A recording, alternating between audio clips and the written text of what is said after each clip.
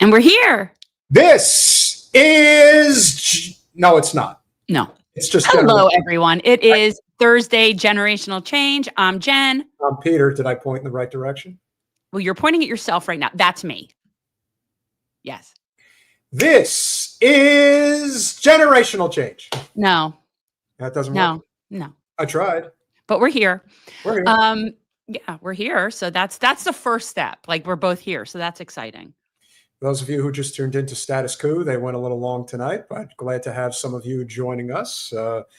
Big shout out to, first and foremost, Colin, our producer, who also produces Status Quo. I don't know if he had an opportunity for a bathroom break. I hope he did. Maybe a drink or a snack or something. I know I saw Jordan and Zaina perseverating. Yeah. Nice kafia, Jen. Thank you. It's actually really cold in here. I wasn't wearing this like 10 minutes ago, and then I'm just sitting so here. You were never actually doing it as a fashion statement. You were just doing it. Well, I have a kafia because I want to have a kafia. It happens to be sitting next to me because it gets cold in this room. So I don't know that I'd call it at this moment a fashion statement, but it works. Touche. So we obviously have a lot going on. There's a very important book that we're going to talk about. I want to save some of the topics, particularly Candace Owens' statement towards the Trump administration regarding Gaza.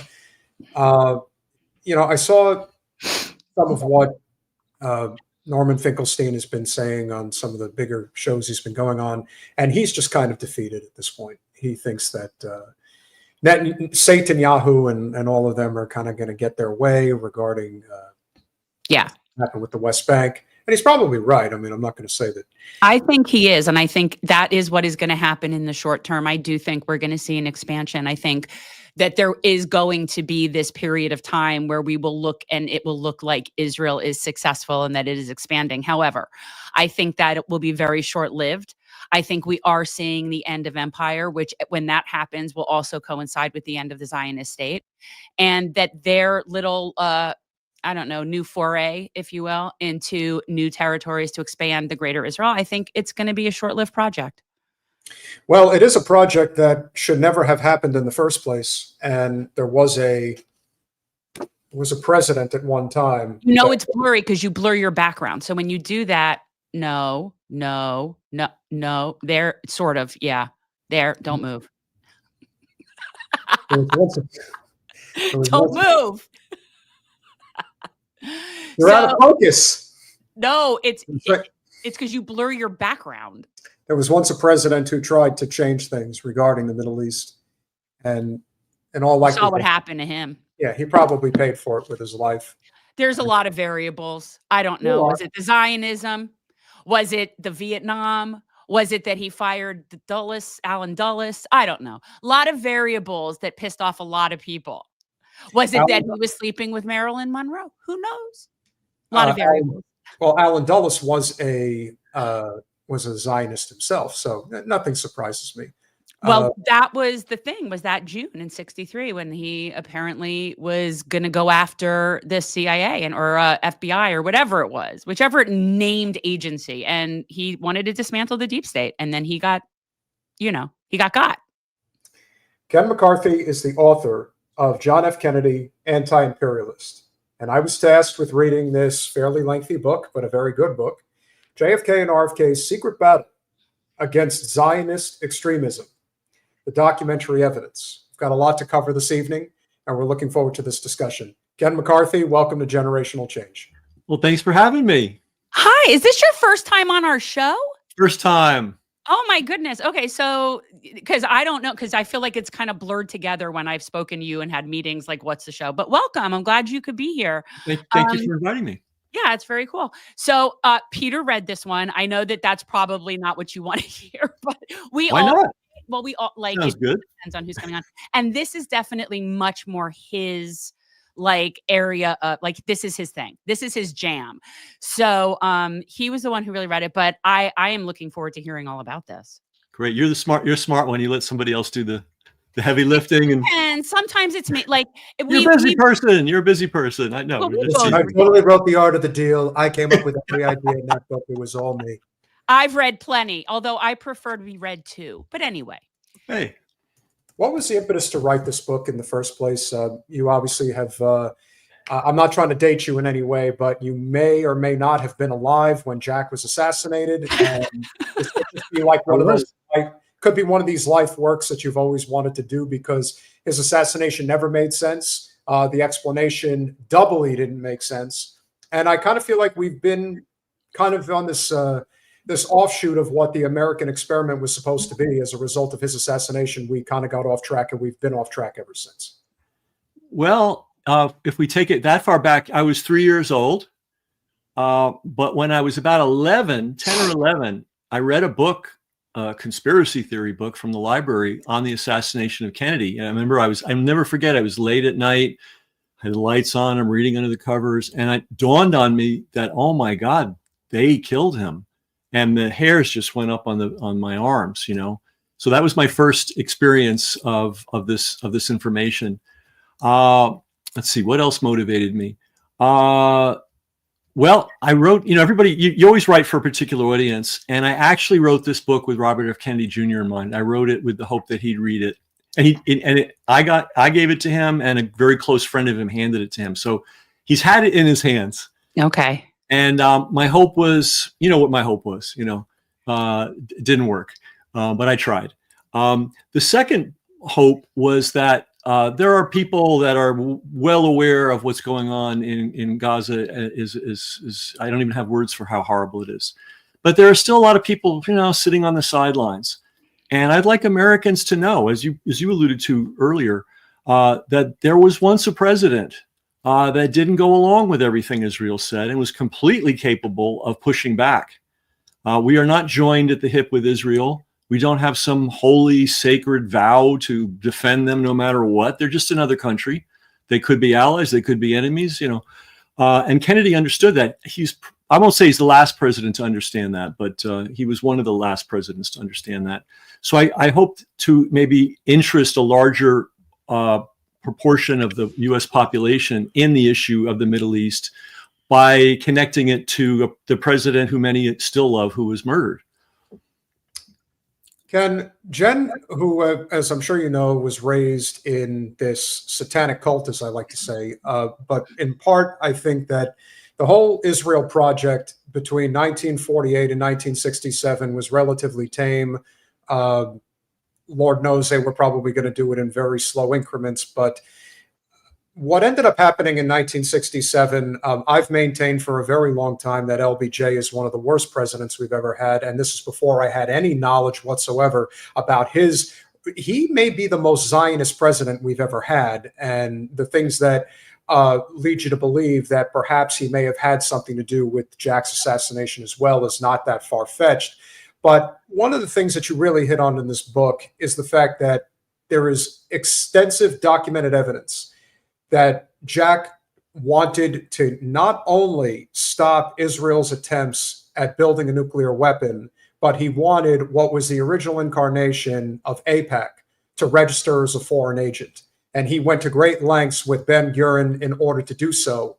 And he was getting stalwarted left and right. And this is the president of the United States at a time where it's the United States and the Soviet Union. There really is no other superpower in the world. So to basically go against the president's wishes in such a demonstrative way really makes one question, you know, who was in fact backing up Ben-Gurion? And my guess is that, as you've alluded to in the book, there were quite a few people stateside that were doing so. Yeah, I think stateside and the UK, of course. Yeah, and it was actually Robert Kennedy that was. So it was, both brothers were active. John was writing the various ever shifting prime ministers of Israel saying, we got to look into that Dimona plant you've got, like now. And they were like, well, we'll pass your request on to us. I mean, the usual Zionist bullshit. And they were just stalling and stalling and stalling. And at one point he said, look, our support for you is dependent on our ability to visit this site. Now, for people that don't know, Dimona is supposedly a nuclear research facility.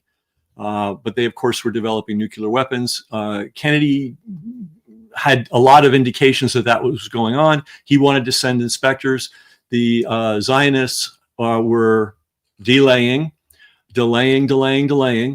Meanwhile, his brother Robert, who at that time was Attorney General, was looking at, and I forget the name of the organization, Zionists of America or something like that. He was saying, look, you got to register, guys. And just for people to maybe not understand this whole process, if you're being paid by a foreign country to represent that country's interests in the US, it's okay. You just have to register. And the registration includes disclosing where all your money's coming from. And I believe this is true. If you gather with more than 3 people to disseminate the other country's message, you are required to send the transcript. If it's an article, if it's a speech, if it's a video, if it's a media appearance, that has to be sent to the State Department. So foreign agents are permitted, but they are very closely regulated. Now, of course, that whole thing's gone terribly wrong, but Israel doesn't even bother to register. And Robert F. Kennedy was working to get them to register. And they were, again, putting them off. This was all the summer of 1963.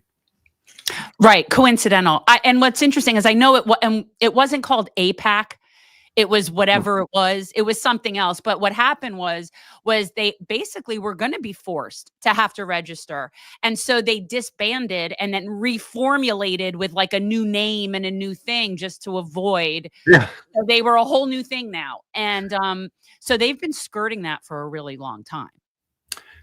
Indeed. And in fact, some people think that the prime ministers were changing. In other words, Ben Gurion, Jack Kennedy was talking to Ben Gurion, and then Ben Gurion left, and then they brought in a new guy, Encol, I think was how you pronounce his name.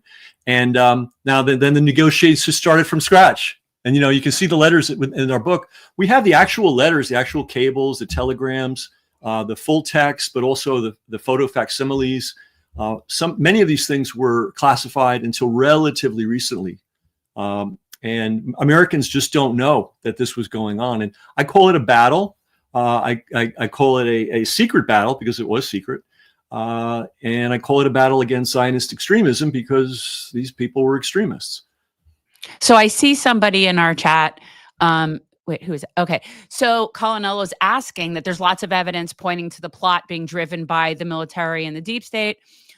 What evidence you have that Israel was also involved? And I don't know if any. I don't know why. Well, I wrote a companion book. This was the first milder book that I wrote to send to Bobby, just to remind him that he's always talking about his uncle and his father. Right. And that's fair enough. They were his uncle and his father, but they were against these things. So I just made a short list of all the people, and you alluded to this earlier in the call, Jen. Here are all the people that wanted Kennedy dead. Right. The Texas establishment, which included the Bush family and Lyndon Johnson, the oil industry, because he was going after their depreciation allowance, and the oil industry profits massively from this crazy depreciation allowance. You take that away and they're less profitable. U.S. and global organized crime, because the Kennedys were after organized crime. Disgruntled ex and active CIA assassination and coup advocates and specialists, because a lot of them were fired. High-level participants in the global heroin trade, including the banks that finance it. The nuclear weapons industry didn't like him because he was trying to pull back on nuclear weapon development in the U.S. The arms industry as a whole. People with burning grudges against Castro's Cuba, including but not limited to Cuban emigres. Organized crime was very mad about what happened in Cuba. And so were the Bushes, who had a lot of money in Cuba, which people don't talk about. Industrialists, especially, but not limited to the steel industry. Extreme right-wing fanatics, including individuals with leadership roles in the U.S. military. The director for life of the FBI. And finally, the one no one ever mentions, supporters of Israel's covert program to become a nuclear power. Huh. Now, Now, a lot of people are very informed about the first 11 that I listed. Yeah.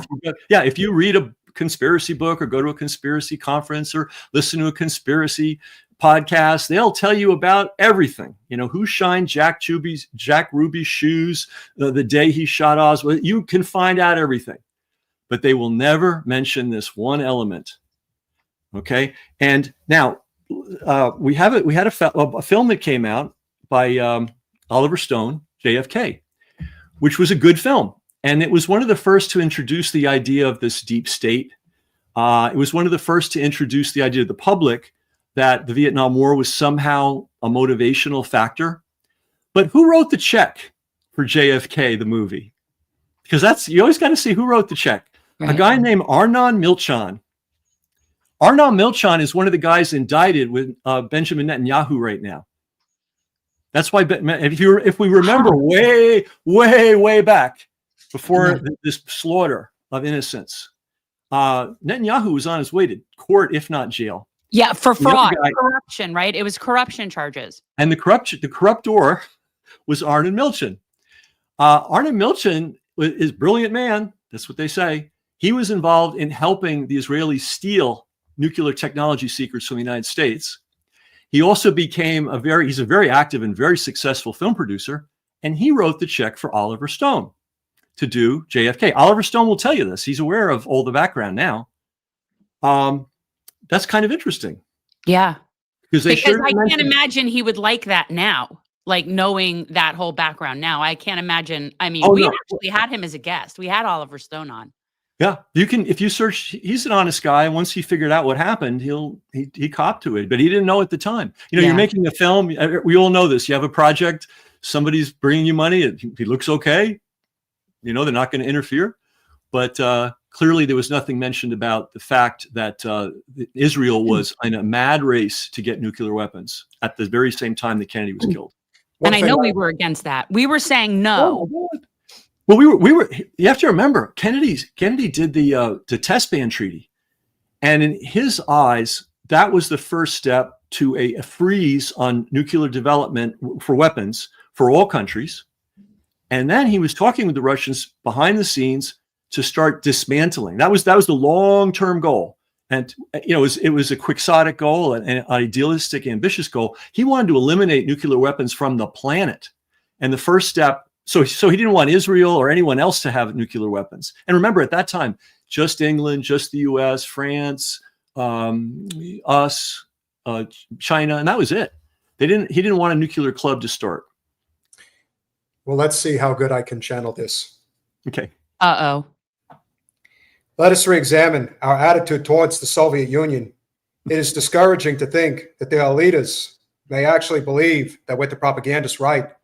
It is discouraging to read a recent authoritative Soviet text on military strategy and find on page after page wholly baseless and incredible claims, such as the allegation that American imperialist circles are preparing to unleash different types of wars, that there is a very real threat of a preventive war being unleashed by American imperialists against the Soviet Union, and that the political aims of the American imperialists are to enslave economically and politically the European and other capitalist countries, and to achieve world domination by any means of aggressive wars.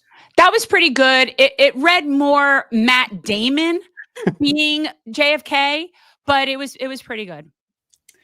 Teresa liked it. You got $10 there you go. For that. Anyone else? Thumbs up. The United States, as the world knows, will never start a war. We do not want war. We do not want now or expect a war. This generation of Americans has already had enough, more than enough, of war and hate and oppression. We shall be prepared if others wish it. We shall be alert to try to stop it.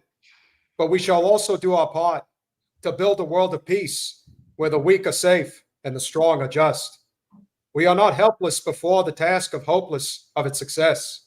Confident and unafraid, we labor on, not toward a strategy of annihilation, but toward a strategy of peace.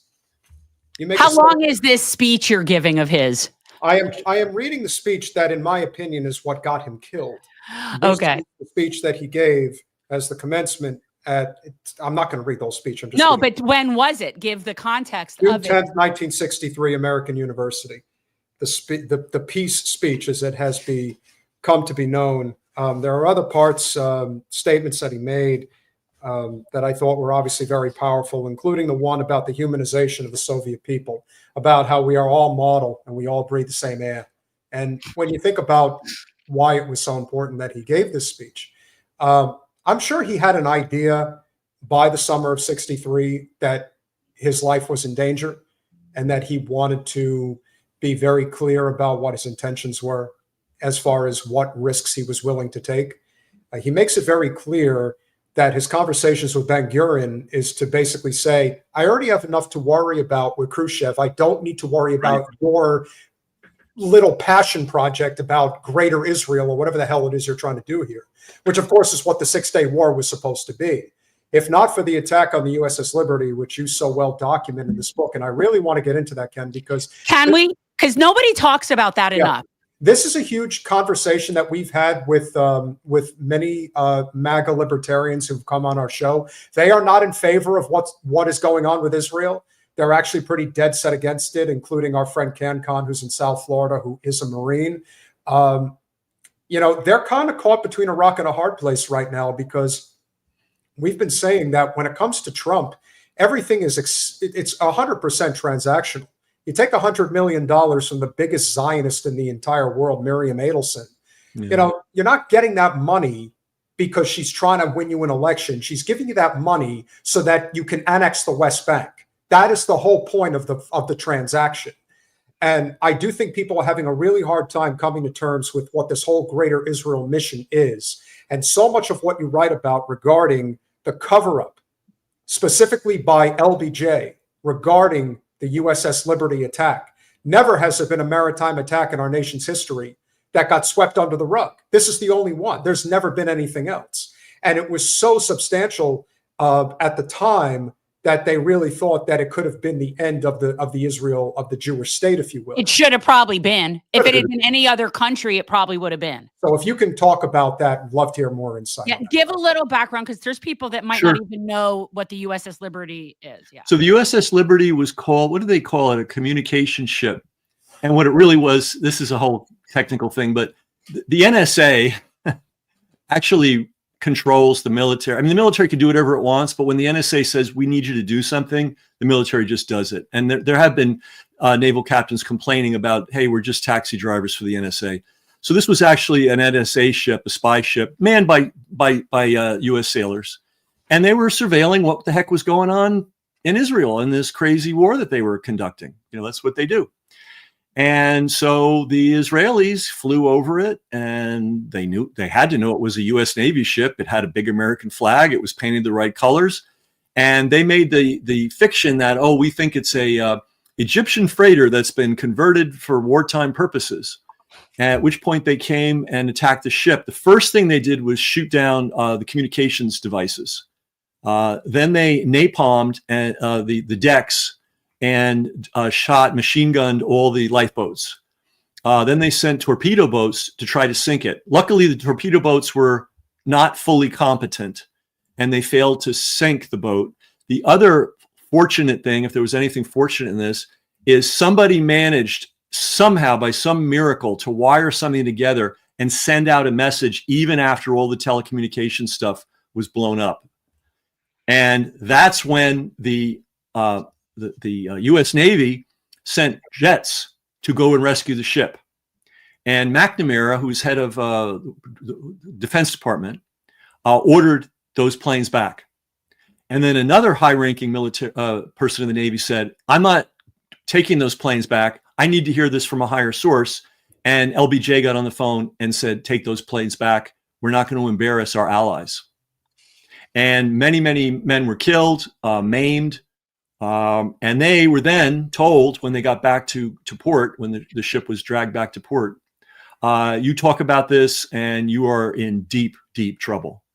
And so they, for the most part, kept to themselves about it. But many of them have now come out and explained everything. I mean, it's thoroughly documented. It was a deliberate attack by the state of Israel on U.S. Service people, murdering and maiming many of them. and LBJ was okay with it.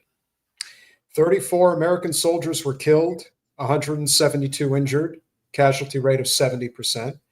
Israel claimed mistaken identity. The ship's survivors were afraid to speak out in the early years because of threats of court-martial, prison, or worse. If they did not remain silent, Israel committed an act of war against the United States. Yeah. Orders to cover up the incident were issued by President Lyndon Johnson and Secretary of Defense Robert McNamara. How is that not treasonous? It is. It's a really good question. It's a really good question. And if I may divert, so that's the story. This is what happened. Yeah. It remains inexplicable that nobody's doing anything about it. But there was another act of treason that I talked about in this book, and it may explain part of the motivation for killing Kennedy and then later killing his brother. Because problem is, if his brother became president, he would then open up all the files. So we've been talking a lot about Israel's drive to get a nuclear weapons program going against U.S. wishes, against very clear, overt U.S. statements. They managed to steal some weapons-grade material from the United States, from a plant in western Pennsylvania, operated on behalf of the Navy by a private company, coincidentally owned by a Zionist. And that was a very important part of their nuclear weapons program. In this book, in another book, which is written by a buttoned up historian, no one's ever questioned anything in here. This is the biography of a guy named James Jesus Angleton. The author is Jeffrey Morley. He flatly states that James Jesus Angleton was involved in helping the Zionists steal and get this nuclear material. Now, who is James Jesus Angleton? He was none other than the director of counterintelligence for the CIA. So when people talk about rogue elements of the CIA, no, not rogue elements. People at the actual top of the CIA were involved. Now, Angleton has a really interesting history. Everybody talks about Dulles getting fired, and that's true. But Angleton didn't get fired. Angleton was appointed director, and I'll describe what counterintelligence is in a second. He was appointed by Dulles in the 50s. 5 different CIA directors came and went, and James Jesus Angleton sat in the seat of director of counterintelligence. So he was a lot like J. Edgar Hoover, with whom he had a professional relationship. It wasn't nothing could be cordial with Hoover, but they spoke regularly. He was a lot like Anthony Fauci, who was head of his little division of NIH for 40 straight years. But so Angleton was he was director of counterintelligence all the way through the mid 70s. And he was only taken out when he self-destructed. He became a crazed alcoholic, and it was just too much, and they had to get rid of him. But what does counterintelligence do? Okay, the first thing it does is it spies on the other spies. Counterintelligence. The other thing it does is protect your intelligence agency from being spied upon. Okay. The other thing it does is make sure all of your agency's activities are covert in their planning, in their operation, and for all time to come. This was the man who is the expert on keeping secrets, not for weeks, not for months, not for years, for decades. Israel considered him America's most important Zionist. Now, he wasn't Jewish. He was a WASP. He went to Yale, like so many of the spooks do. He was probably anti-Semitic, but he was a Zionist because he believed we want our European thugs in the Middle East doing our bidding for us, right? The British believed this, and he believed it. So he was actually involved in helping steal. So we talk about being a traitor. We have the president of the United States working to pull back on nuclear weapons proliferation all over the world. He was specifically telling Israel not to do it. And the director of counterintelligence was helping Israel get the vital raw materials they needed to create this weapons program. Who had a very strong motivation to make sure Jack Kennedy didn't live too long? Had he been caught at that, noose around the neck, that's treason. That's a capital offense, and at that level, I think he would have been executed. So he had a little bit of a motivation. Now, there's some other, if you mind me riffing on this a little bit? No, go ahead. There's some other connections here.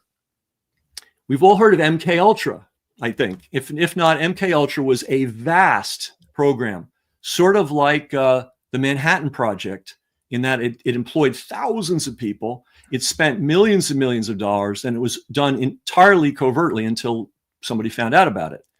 And the goal was to do a number of things. They wanted to create drugs that would assist in interrogation, so nobody would be able to keep a secret. They wanted to be able to train their own people so that they would never break under torture. They wanted to be able to train people who could pass messages, because, you know, the passing of messages is always a very delicate matter. You don't want to write them down if you can, and encryption is good, but the best thing is to have it in the brain of one person and send them somewhere else and have them deliver it in person. They wanted to perfect that and have the deliverers not even remember who gave them the message in the first place. Some of this stuff sounds really weird, but if you actually study academic psychology, things like memory loss can be induced through hypnosis in certain types of people.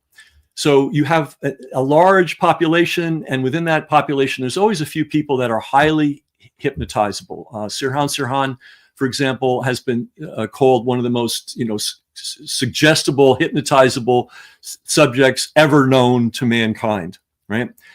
And so MK Ultra was also looking to train assassins. They wanted to create super soldiers, and they wanted to learn how to wipe people's minds completely clean and reprogram them to their own specifications. They had a horrific program that they funded at McGill University, where they would, I don't even want to, you can read about it, but they'd give people, they'd give people the equivalent of 5 times the jolt of an electric shock, for electric shock treatment, days and days and days in a row. They'd feed them all kinds of powerful drugs. They'd put headphones on their heads and have recordings over and over again. And the goal was to just, hey, can we completely vacate a person's soul and put in what we want? By the way, they found out they couldn't do it. They couldn't do it. They could destroy people, but they couldn't attain that great aim. But what they could do was they could find people that were highly susceptible to hypnosis and who would actually do things on command and forget that they did them and forget who instructed them to do them. Okay, sounds crazy, but this is doable. If you have enough money and enough time and you cast a wide enough net, you will find people with that level of susceptibility. Guess who was, Richard Helms ran that program. Guess who was Richard Helms' right-hand man in making sure that thing was kept secure? James Jesus Angleton. So if you needed a patsy to show up somewhere, and who would you ask to give you a patsy? He would know who all the patsies. He would. It's just like going to the supermarket and picking one off the shelf. Now let's look at this. This is a question I've had for years and years and years. Of all the now we're switching to RFK. Of all the patsies they could have had, they picked a Palestinian. Now, Palestinians then and now are a very, very, very small minority in the United States. There ain't many of them, and there certainly weren't many back in the 60s. When they arrested Sirhan, he happened to conveniently have a clipping of a news item talking about RFK agreeing to give some kind of weapons to Israel. He happened to have that in his pocket. It happened to be a news clipping from weeks before. Okay, so of all the patsies they could have had, it appears that they picked a Palestinian to be the patsy. In what year? 1968. When was that? 1 year after the 1967 war and the attack on the Liberty, and Israel going into hyperdrive with Johnson's help to get on the course that they're on now. So I think that they like to do double. They're economical. Let's kill Robert Kennedy and let's pin it on a Palestinian. Now, remember when they killed John Kennedy, who did they pin it on? A commie. Russian agent. I was saying like an agent of the Soviets, right? Now, Lee Harvey Oswald was not the only Marine that went to Russia and posed as a defector. Believe it or not, there were others. That was a program. That program was run by, drum roll please, the directorship of counterintelligence. And the man behind that office is James Jesus Angleton. Now, very recently, let's see if I can find the name. They declassified something. And you may have noticed it. It was a minor item. The CIA had been reading Lee Harvey Oswald's letters. Do you remember when that became public? Relatively recently, a couple of years ago. They had kept that. They had kept that. So that obviously, the CIA, if you're reading someone's letters, you must know they exist, right? Is that sort of, we have to just do that basic logic here because apparently the news media can't do it. People also don't, just a quick interject, people also don't know that Oswald was traveling to Mexico City. Like there's just different things that. Well, let me go off the track and go up on Mexico City, right? So the CIA has stations all over the world. If you're the head of a station, you're a station chief. Mexico City, people don't realize this. It's a little bit like Beirut, it's like it's a nest of spies. It's like a free fire zone for spies, right? Assassins are trained down there. So the station chief for Mexico City is a big deal, and that station supervises the entire of Latin America, so it's a big deal. The guy that was down there, a station chief, didn't like found something fishy about the Kennedy assassination. He mostly kept it to himself, but he occasionally talked to people about it, and he was writing a memoir. When that man died, the director of counterintelligence, James Jesus Angleton, personally got on a plane, went down to Mexico City, and browbeat his wife, the dead man's wife, into giving him all the copies of the memoir and allowing him free run of his library, and they carted everything out on a military jet. So James Jesus Angleton's job was to cover things up. And decades, this is more than a decade later after Kennedy's assassination, he was still on the job.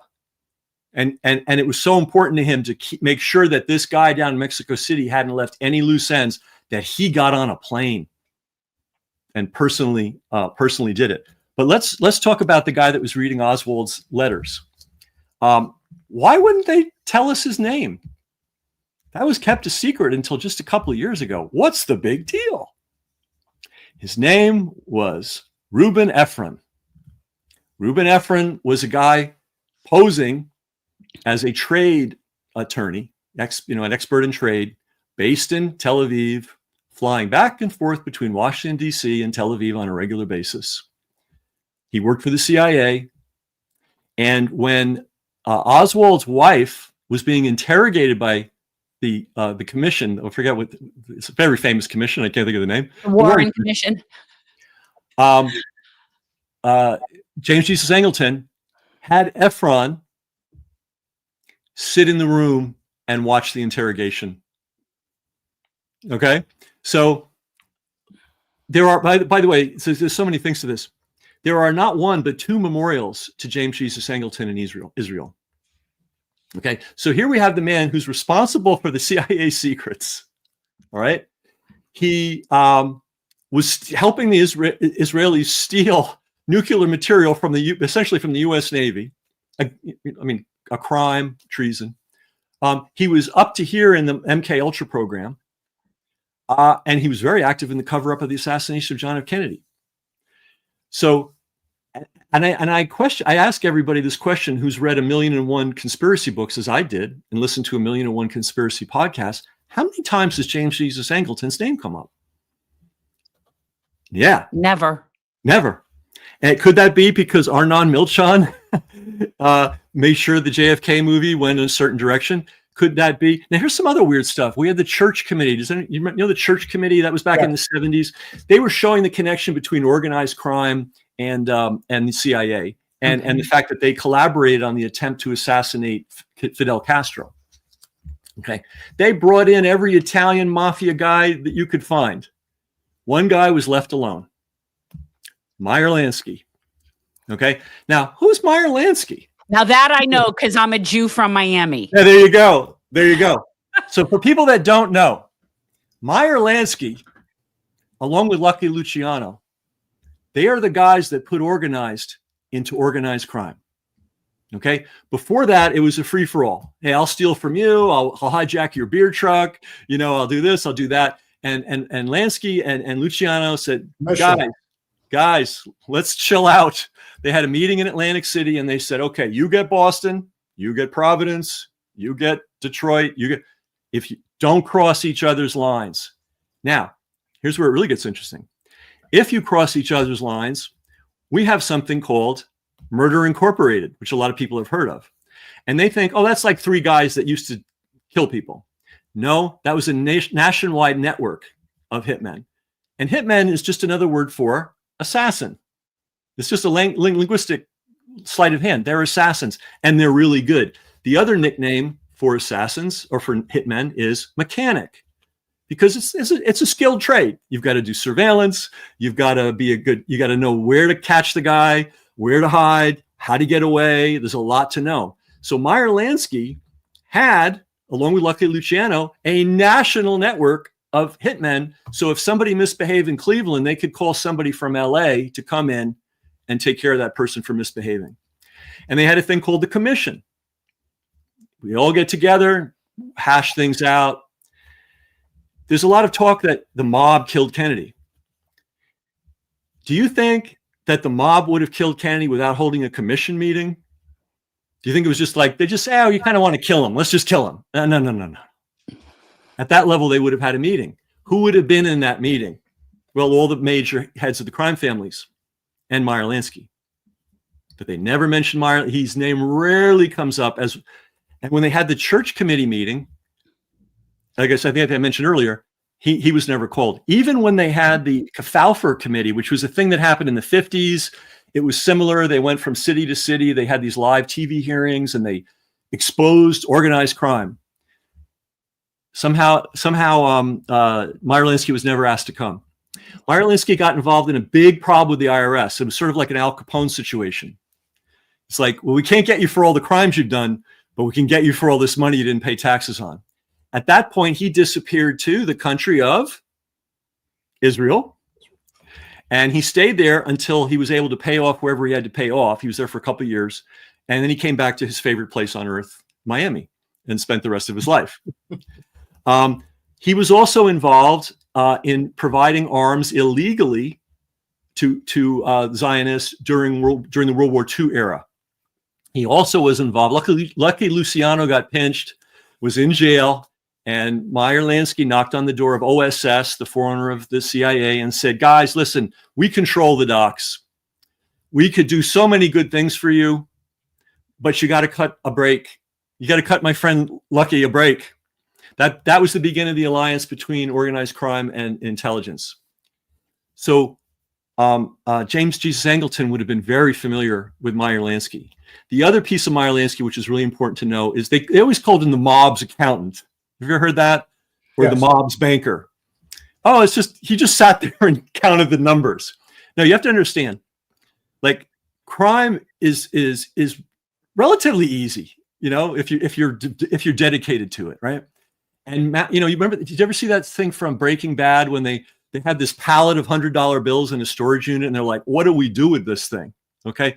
That becomes the ultimate problem of organized crime. And Al Capone went to jail he spent the rest of his life in prison because the IRS got him. Meyer Lansky was the money launderer for the entire U.S. mafia. So all these Italian guys, and I'm half Italian, were running around, knocking themselves out, stealing all this money, piling it up. Meyer Lansky was the guy that helped them make it disappear. That's what it means when they say he's the mob's banker. And the business that they were in was heroin. Heroin has always been a very lucrative business. You make it for, you know, a penny and you sell it for $1 and it's addictive. That got him involved in overseas stuff, obviously, because think about this. You always see, hey, they just seized 10 tons of cocaine on a ship. You got to step back and go, wow, who bought that cocaine on the other side? That must have been expensive. Who chartered that ship? Ships that size aren't cheap. Who got the crew together? That must have cost money. That's a banking function. And that's what Meyer Lansky did. Right? So he would have known when they say there was a collaboration between the CIA and organized crime, he would have been one of the people that had to have been helping, because he knew all the assassins. He knew how to launder money. He knew how to bring in foreign people. And apparently there were Corsicans involved in the assassination, and Corsicans were used to be very active and may still be in the heroin trade. So anyway, long story short, everybody deeply involved in the assassination, in my opinion, from what I can see. Here's how I look at it. You're in a room with 10 dogs. The lights go out. A dog bites you. The lights go back on. You don't know which dog it was. How do you know? There's no eyewitness. There's no camera. You just measure the bite on your leg, and you measure the jaws of the 10 dogs. The jaw that fits is the dog that bit you. Right. There's really only one guy that could have managed the assassination and the cover up, which is committing a crime, very easy. Covering up a crime, difficult. Covering up a crime at that level, world-class skill involved. Who had the world-class skill? Our friend, James Jesus Angleton, director of counterintelligence. So it just so happens that the two of the guys that somehow have been kept out of the limelight, who had all the skills in the world necessary to kill Kennedy and cover it up, happen to be Zionists. They just happen to be. I don't think they did it for Israel, but they just happen to be Zionists. So that's kind of interesting information. Yeah. So you're not saying it was like necessarily a Mossad situation as much as it was protecting what Israel was doing. All right, Here's the other crazy thing. Pardon me to interrupt. Who founded the Mossad? CIA. The CIA. Who trained the Mossad? The CIA. Who was one of their chief trainers? James Jesus Angleton. Okay, so it's the same thing. Yeah, and by the way, he probably was an anti-Semite. He was a total waspy guy, went to Yale, had all those attitudes. But part of the attitude was, let's put some headbangers in the Middle East that belong to us, so that when we need something, we can push a button and they'll go kill for us. I don't think it's any more complicated than that. That's the role of Israel in the world and with the U.S. Part of the reason I think that Israel did organize and ultimately execute the assassination of JFK and RFK is because RFK Jr. refuses to scrutinize them in any way whatsoever, including his very unhealthy relationship with Rabbi Shmuley in such a context where it just doesn't make any sense. Like, it makes no sense. The most important part of your book comes in the latter part of the second third of the book, when you're talking about what is going on regarding the testimony from Senate Foreign Relations Committee hearings in the summer of 1963, leading up to just a couple of weeks prior to Jack's assassination. The Jewish Agency for Israel Incorporated and the Jewish Agency American Section Incorporated made payments to the American Zionist Organization. That is what ultimately became AIPAC. That was AIPAC, yeah. Which formed a substantial portion of the total budget of the organization. This is in 1961, 1962, and we're talking $5 million a year, which translated today is probably north of, I don't know, $15, $20 million, maybe more. The AZC constituted an agent of the Jewish Agency in Jerusalem under Section 1C2 of the Foreign Agents Registration Act. If such registration is not forthcoming, appropriate action should be taken to enforce such requests. As the letter from Assistant AG Yeagley wrote a month before Jack's assassination, attorneys for the American Zionist Council pleaded for not being required to register as foreign agents. It would eventually destroy the Zionist movement. In addition to that, April 1965, the Department of Justice accepts the American Zionist Council request to not be required to register as a foreign agent. November 1967, under the direction of President Johnson, AIPAC applies for a federal tax exemption. The U.S. Department of Treasury grants it, and it is backdated all the way to 1954. This is all about money and power.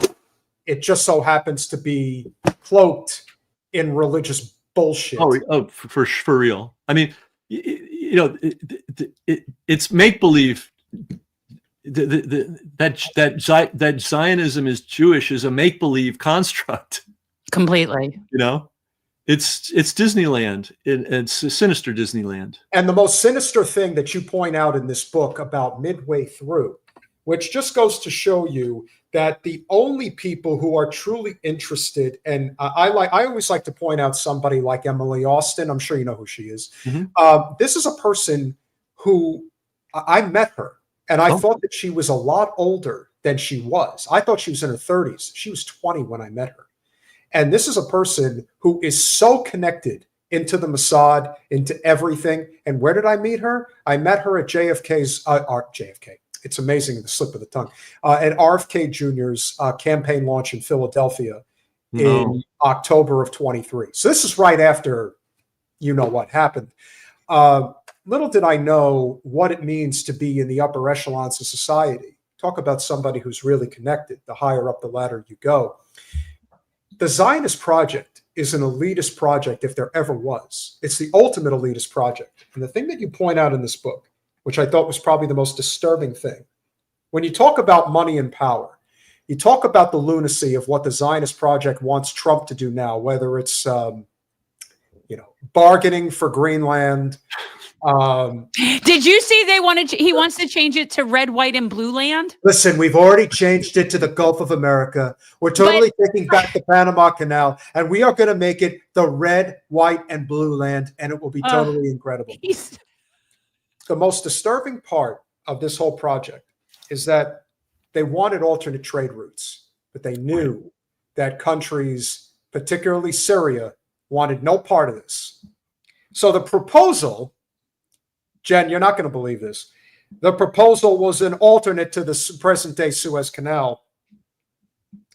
They were prepared to drop as many as 30 nuclear bombs in order to create an alternate waterway for trade routes that I think was to, the mouth was supposed to go across the Negev Desert. Nuclear holocaust is what they were willing to fuck around with in order to make a few more bucks because they didn't want to have to deal with countries that were not in favor of the Zionist project. Yeah, the proposal for using above ground nuclear bombs to build a canal, and it would, by the way, that canal would have terminated just north of Gaza, just a hair north of Gaza. The issue of the Suez Canal is a huge deal, because that's really the connection between Asia and Europe. You can go around Africa, but it's a lot more convenient to go through the Suez Canal. And it was a big deal for the British and French to control the Suez Canal, and they were pissed when Egypt nationalized it. And one of the ways, interestingly enough, that Israel made its bones was what military attacked Egypt after the nationalization of the Suez Canal. It wasn't the Brits, it wasn't the French, it was the Israeli army. And then they got engaged in a battle with the Egyptians, and then being the good guys they are, the British and French came in and separated them. But that's how that's one of the ways Israel showed, hey guys, we're your agents. We're going to do this for you. And they were rewarded, by the way, with nuclear technology from France for doing that. That's where that whole bowl got rolling. When you think, and one last thing before you go, because I think that this clip is very important. When you think about the power of corporate media and the distortion that they have created amongst, they talk about misinformation is the catchphrase, is what I would call the safe word for privileged liberals in this country. Because for the most part, the type of misinformation that they don't want to talk about are things that make them uncomfortable. That's ostensibly what it is.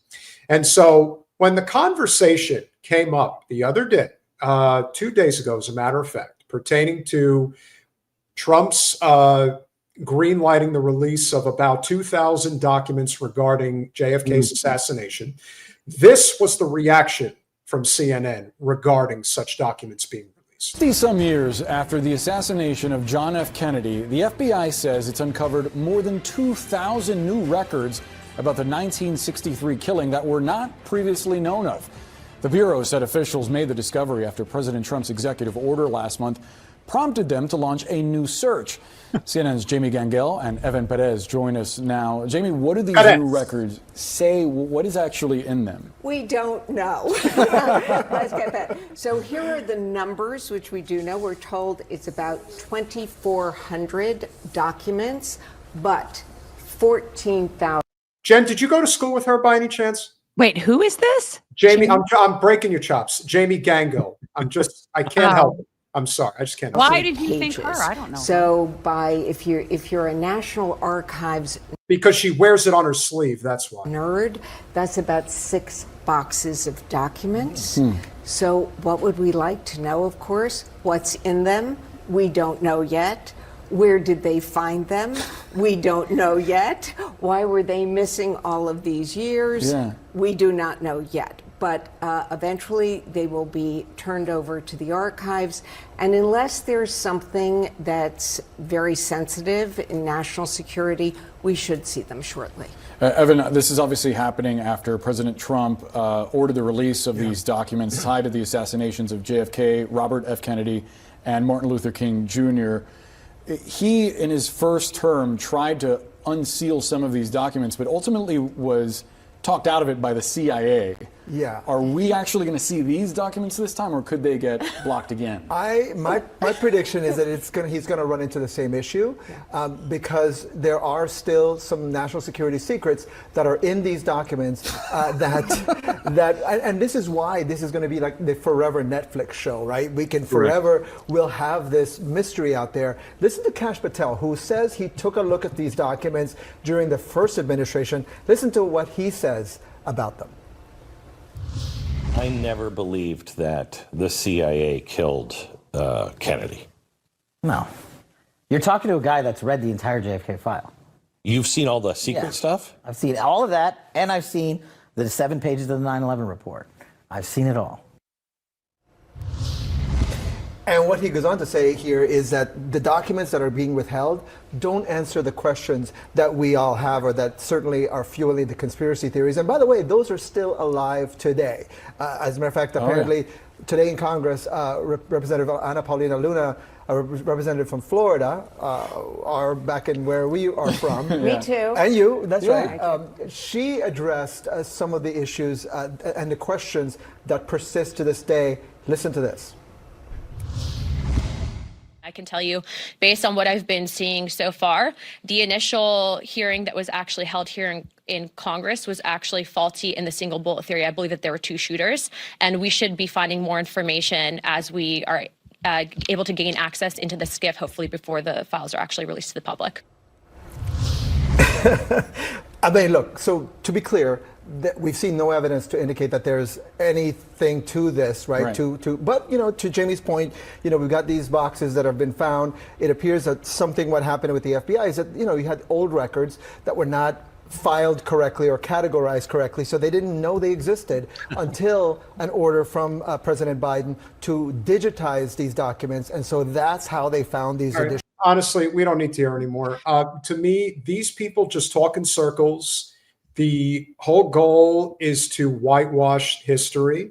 The fact of the matter is they're more concerned about making fun of the fact that this somewhat of a floozy girl made it to the United States Congress and is in a very powerful position and says that there were 2 shooters. And he's like, yeah, there's no evidence that there were 2 shooters. Of course he would say something like that, even though all ballistic records and everything with regards to Parkland Hospital said that the shots came from the back end. Why did he even say? I didn't hear him criticizing her. I actually found her to be. I saw something from her yesterday. I think I saw the same thing yesterday or whatever. But I found her to be very capable and competent sounding. But he was kind of minimizing her, I thought. But I want to make a point here. If let's say we go to war somewhere and different guys are pulling triggers and stuff's happening, we don't ask who was in the foxhole that pulled the trigger that hit that guy. We ask who ordered it, who organized it, right? So we can endlessly chase our tails about, was it 2, was it 3, was it 1, was it 5, and they love that. They love the conspiracy community going wild over every little detail, and they never ask the basic questions. And this is basic law, right? Who had the means? who had the motive. Lots of people had a motive. Who had the means? And the means included being able to move Lee Harvey Oswald around, because he was somehow involved, maybe probably a patsy, but somebody was moving him around, and then someone has covered it up for how many years is it now? 60 plus years.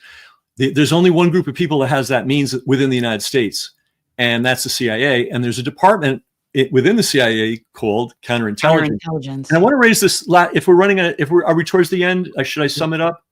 Let me sum it up this way.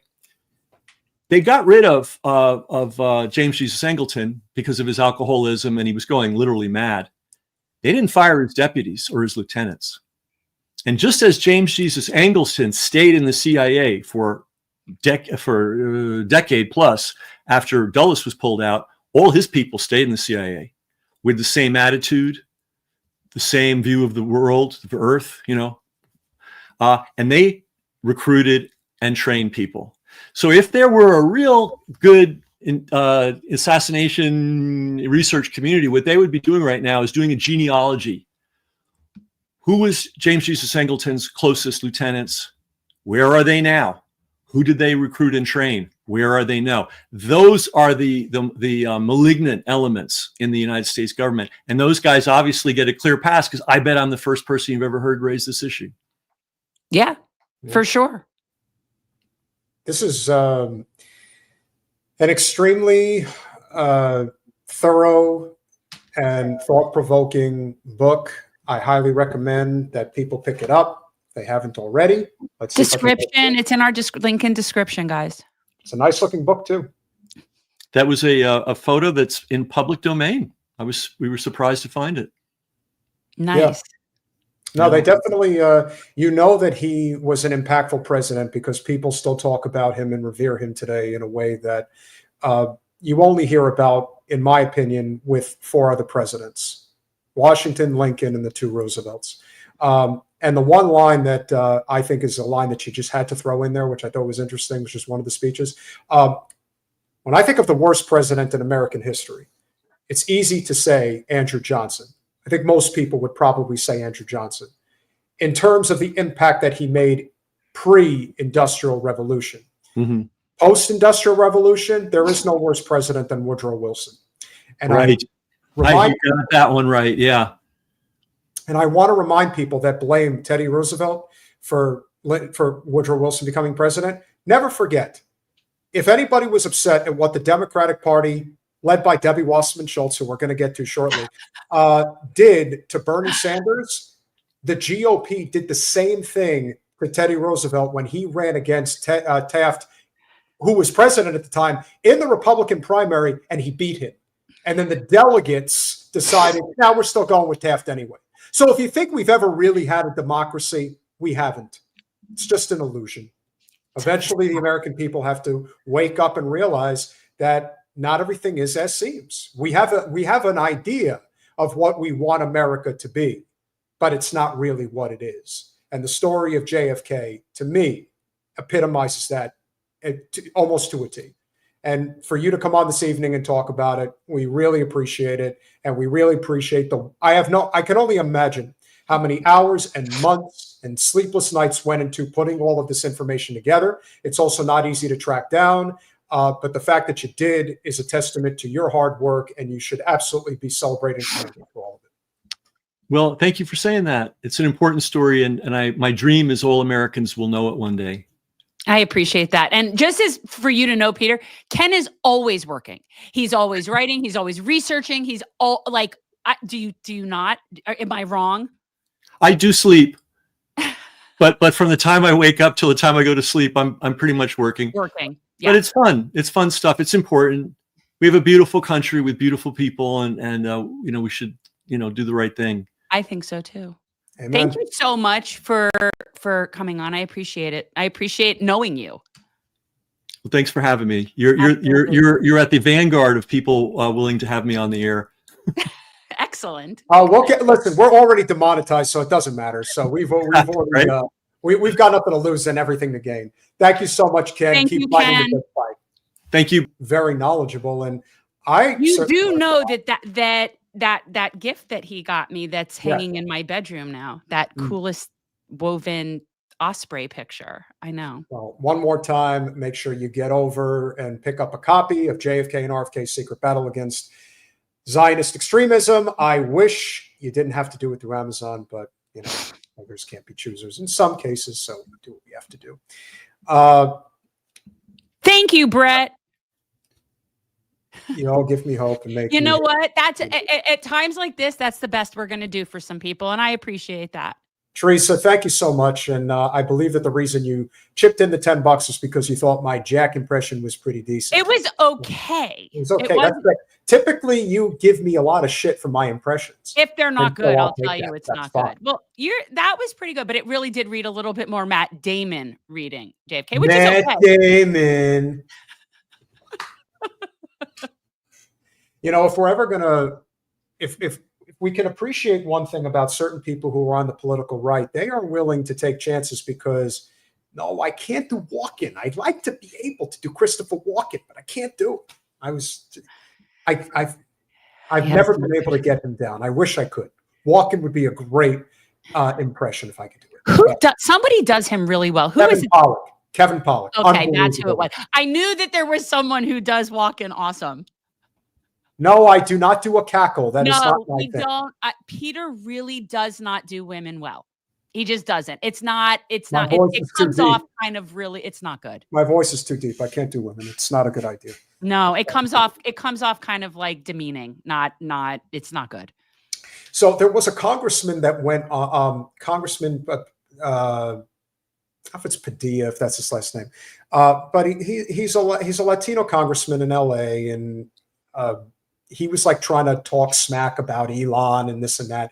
And he was questioned about, well, do you think minority, House leader Hakeem Jeffries is doing a good enough job? And he's like, oh, I think he's doing a fine job. He said, blah, blah, blah, blah. And what a lot I'm not allowed to say what I really want to say about Hakeem Jeffries, but you all can probably be it as it may about Hakeem Jeffries. And guys, if you haven't already, we've got 120 people watching, which is a nice crowd. I know a number of you are over here from Status Quo, which is awesome. If you haven't hit the like button yet, please make sure that you do. If you're not subscribed, please do. Guys, we have been hit in reverse. We were literally about to cross the 20,000 subscriber line. We had about 30 or 40 subscribers kicked off. We had a couple who verified in the chat, yeah, I was unsubscribed. So guys, chat, make sure you're still subscribed. Listen, considering that Keith is here in the chat tonight and saying what a great guest we had, I'm anticipating another 30 to 40 people are going to be kicked off. Bill Hader is really good, but for my money, I'm taking Kevin Pollak. We're gonna have to we'll do a side-by-side one time. That's what we should do. We should pull up the clips of that and have like a vote who does the better Christopher Walken. Tony, it's not that I don't think that Hader does a good job. I think Hader does a great job, but there's something about Kevin Pollak's impression that's just with long last name. Jennifer doesn't do impressions. I come here. I want to let you know this evening that you want to hear my Arnold, that I give you my Arnold, and I was married to JFK's niece, his niece. I was married to her for many years. That's why I became governor of California. Do you see what's going on in California right now? It's on fire. Was that before or after you impregnated your housekeeper? That was and then denied having that baby and basically just ignored him. It wasn't me. It was Skynet. It took over my brain and I couldn't think straight. So that's what happened. That was the part that really threw me. It wasn't the cheating on Maria Shriver part. It wasn't even the fathering a child out of wedlock part. It was the disavowing and ignoring. Listen, what's going on in Southern California right now? It's the end of days. And we've got to put an end to it before they come and take all of us. We've got to stop it. Oh, my God. So. Yes, it is the governor. And terrible. No, Jen really doesn't like it when I get a little too close for comfort. I don't mind when he does those from afar, but when he's sitting next to me and he does like Bill or Trump, it's skeevy. Or when he does Joe and goes to smell my hair. It's one thing when we think about the people on the political right, like we said, that are willing to stand up for what is right. I had pointed out to Jen, and I'm sure a number of you in the chat are aware. Before we continue, Yalabite, thank you for the $5. I hope Al Franken returns to the Senate just to do Stuart Smalley SNL impressions, especially during Senate hearings and integrate. Look, he never should have stepped down. I'm saying it now. Listen, if Stuart Smalley was still in the Senate, There's no way he would have stopped because he was good enough, he was smart enough, and doggone it, people really liked him. I like Al Franken, and I think he got a shitty deal from all of it. And true liberal senators like Al Franken, they don't exist anymore. They're gone. I know, because of that's how they get rid of those people. Mm-hmm. They did. Well, listen, that is the you want to call it fascism, call it whatever you want, but the full corporate special interest takeover of our United States government has been completed. Like, that's been done. So what do you have tonight? I see you've got. So Candace Owens, Candace Owens has not let up on Gaza, and she has apparently gone after Trump directly on this issue. Right now, obviously, is Trump really shocking the world and saying that the USA is just going to take over the Gaza Strip. So he hosted Prime Minister Benjamin Netanyahu of Israel, which I would have never done if I was president of the United States because of the things that he has done. People were asking me about my take on the Gaza situation. But leading up to this moment, there was this vicious attack on me because I said things in support of the Gazan children that were being mercilessly murdered, and it was on my screen, and I didn't want to stand down to that to preserve my media reputation. Like, I was happy to be smeared and libeled to be able to stand up for children. I could never stay silent about what I was seeing happening to these women and these children. My silence just couldn't be bought on the matter. We have at long last arrived to the period where, after a year of gaslighting us and telling us that wasn't happening, like everyone just smearing us in the media, after a year of them calling everybody anti-Semitic who noticed that an ethnic cleansing was taking place, we're just now getting to the point, which is an ethnic cleansing is going to take place. We're going to just move millions of bodies. And now we're going to try to emotionally engineer the public to think that it's acceptable by saying, well, there's nothing left. There's totally nothing left. We have to move them out. But Mr. President, where are you moving them? We're totally going to make a deal. We're going to make a really great deal with Syria, with Egypt, and with Jordan. And we're going to put them there. But here's the thing. Like, let's say hypothetically he does that, which, again, the amount of ignorance. The caucasity. But like he's so frigging ignorant. Like, to him, this is just any other transaction. It's beachfront. We'll give them beachfront somewhere else. They'll be happy. Like, it's all just interchangeable. But the problem is when he's sitting there and saying, oh, it's all rubble now, there's nowhere for them to go. There's nowhere for them to go somewhere else. You would still have to build them an infrastructure and a place to go somewhere else. So why wouldn't you do that where they are? Right. So she's right. I mean, this is just flat out ethnic cleansing. The whole world sees it. And it's going to be part of the decline of empire. It's almost hard to still get angry about it. It's just so ridiculous at this point. We'll continue. Our bombs bombed it all. Why would they want to go back there? There's nothing left, which we have on tape. Bibi Netanyahu saying that before October 7th, him caught on tape saying we have to make the punishment so severe and so harsh that the Palestinians won't want to go back because there's nothing there. He said this, okay? I showed it on my show and I didn't care about the figurative bullets that were coming my way because those bullets were figurative and they weren't real. And what I saw in terms of the kids being target practiced on in Gaza made me sick to my stomach. And so one of the other favored lies about me in the media is that I agree with everything Trump says and he does. And I could not disagree more with this. I could not have been more vocal in my lack of support for any person who, whether left or right, who claims to be a good and a compassionate person who is okay with what is happening and what they are saying they're going to do.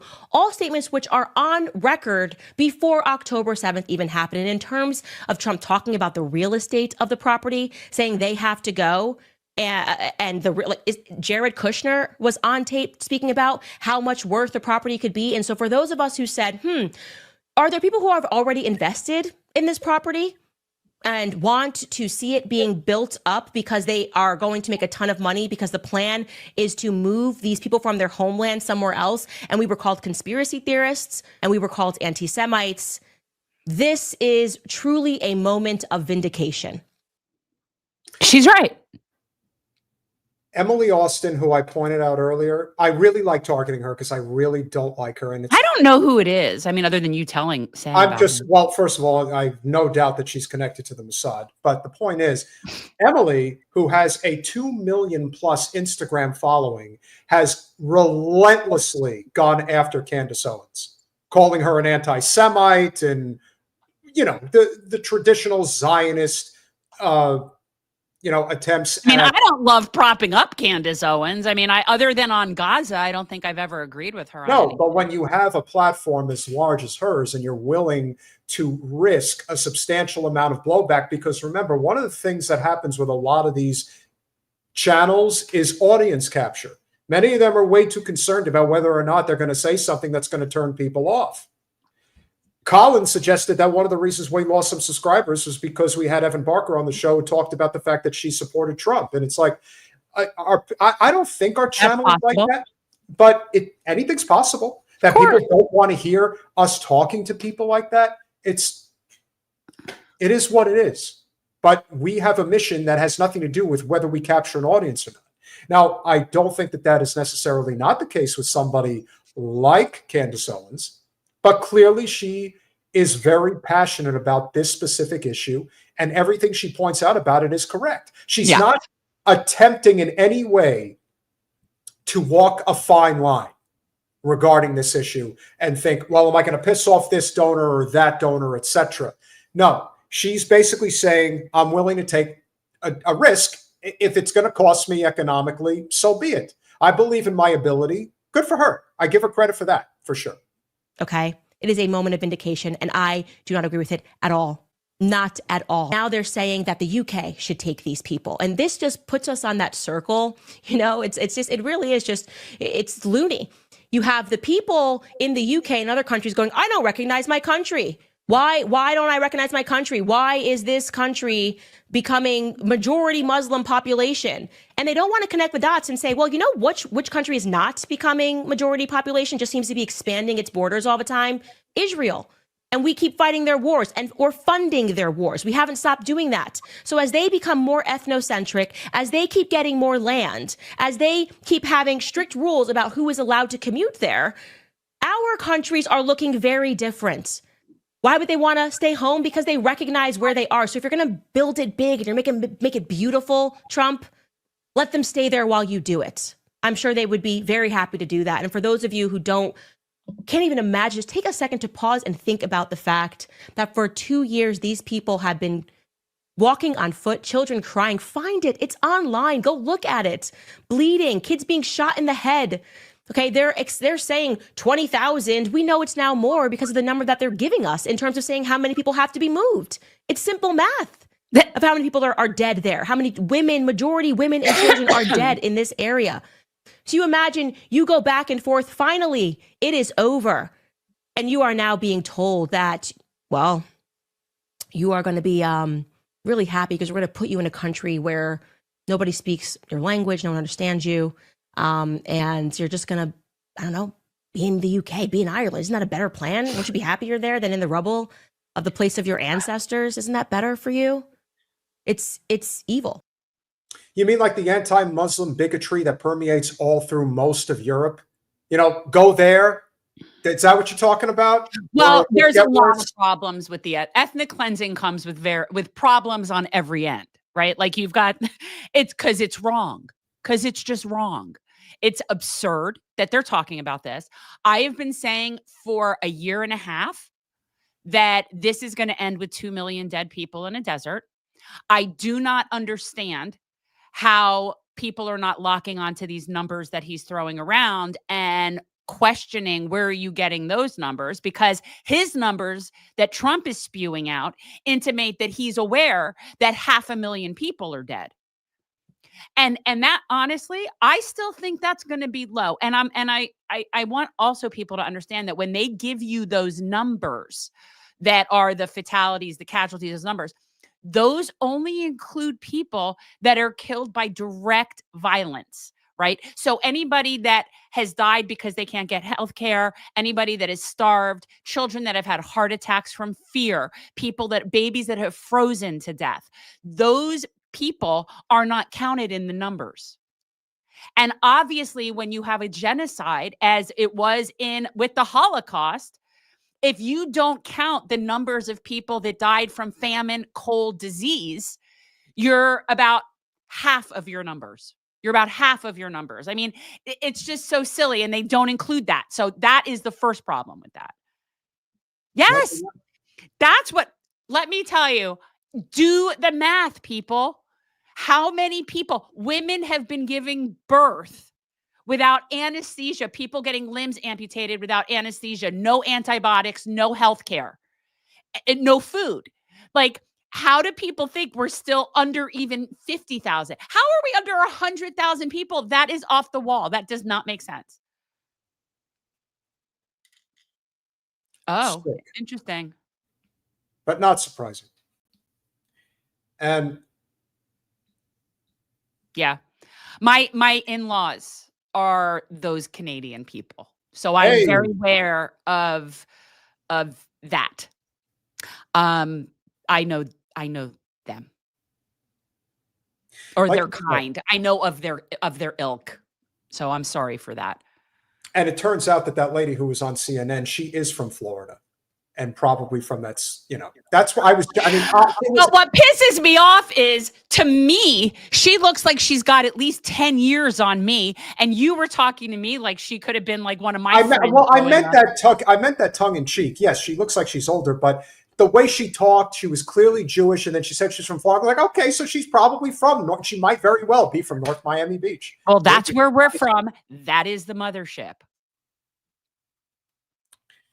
And here's another thing about people don't understand, and as someone who lives here and sees the mass migration of Israelis that are coming here, which is our true immigration problem, people. This is how you never hear any complaints about that. You never hear a word about them coming into the United States. From me, you do daily. Yes. From me, you do. It's an infestation. We have a serious, serious infestation. But this is the difference between whose land it is and whose land it isn't. Like, we could play a little game, okay? The true stewards of that land will die before you move them, okay? The poser, bullshit, ethnic cleansing, identity thieves flee from their land as soon as, not even it becomes dangerous. Those Israelis, the ones that I know that are here, they all started fleeing because of their wallets, because the economics. So you're so committed to your land that Palestinians are willing to die for, but things get a little hard for you. And so you guys all come where? To Florida? Cannot. It's going to end up, it's going to be just like the fall of the Third Reich. Only this will be the Fourth Reich. And when they fall, they're all going to mass migrate to the United States. They're going to all be let in. And well, you know what? If people remember after World War II when Argentina was like harboring all the Nazi war criminals, and that is one of the places that a lot of them went. If you guys want to know where the Palestinian Holocausters are retiring and coming and moving, they're all in Florida. South Florida. South Florida, yes. They're not up here. Well, there's no Jews there. But the Hind Rajab Foundation, which I really would love to talk to one of those people about it, but the problem is they're in Belgium, and I really hate dealing with the time difference on our show. But the Hind Rajab Foundation, guys, look this up. This is a foundation that was created in the same kind of manner that we used to with the Simon Wiesenthal Foundation. The Hind Rajab Foundation is going after the IDF soldiers and the war criminals that have been perpetrating these war crimes against Palestinians. And what they're doing is they're going after them when they travel places. Yeah. And these Israelis' world is closing in on them more and more. Good. I think we need to stop letting them go places. I don't want war criminals coming here. I don't want genocidal people coming here. So to me, that's the bigger problem, is we've got genocidal war criminals and they're all coming to South Florida. We often ask ourselves how we end up here. How do we end up in a situation where the systemic Zionist takeover of the United States government in conjunction with the fascist corporate special interest policies that we now see today, where there is very little pushback. And the one thing that Jen has been very succinct about pointing out constantly is this idea that the Democratic Party has reached a point of no return. Now, a lot of people are thinking, well, it's one election and this is all going to eventually go by the wayside. I have to tell you, I agree. You're coming over to the Jen side of things. I think the Democrats are done. I don't think they'll win another national election. I don't. Because in another 4 years, they're bleeding people so fast. I mean, they're not going to have the numbers. And the reason I agree with you is because they've reached the point of no return when it comes to course correct. They're at a point now where people are looking at them and recognizing that unlike the Republican Party, which does evolve, the only person who did not vote to confirm RFK or Tulsi was Mitch McConnell. And I, of course, am not exactly. And his reasoning is, who cares? It doesn't even matter. Doesn't matter. But it's a reflection of the fact that that party evolves and the Democratic Party does not evolve in any way. The generational shift that we see state-wise, locally here in the ages of the people. You go to a Broward Young Dems group, and yeah, it's some young people, but they're really young people that are more like old people. It's so unfun. They don't do they're so small. You go to a Broward Young Republicans thing, that's a party, man. That's a party full of young people, attractive people. Like, they're all having a good time. I'm telling you, it's night and day. Well, one thing I've pointed out is Democrat. No people are graduating high school and like, I want to be a Democrat. Well, one thing I've pointed out regarding the differences between the Republican Party of the Panhandle versus the Democratic Party of South Florida, particularly in areas where Jen ran for Congress, is that you will show up to a local Democratic Party meeting. And I have always pointed out, and I name names because I just don't care.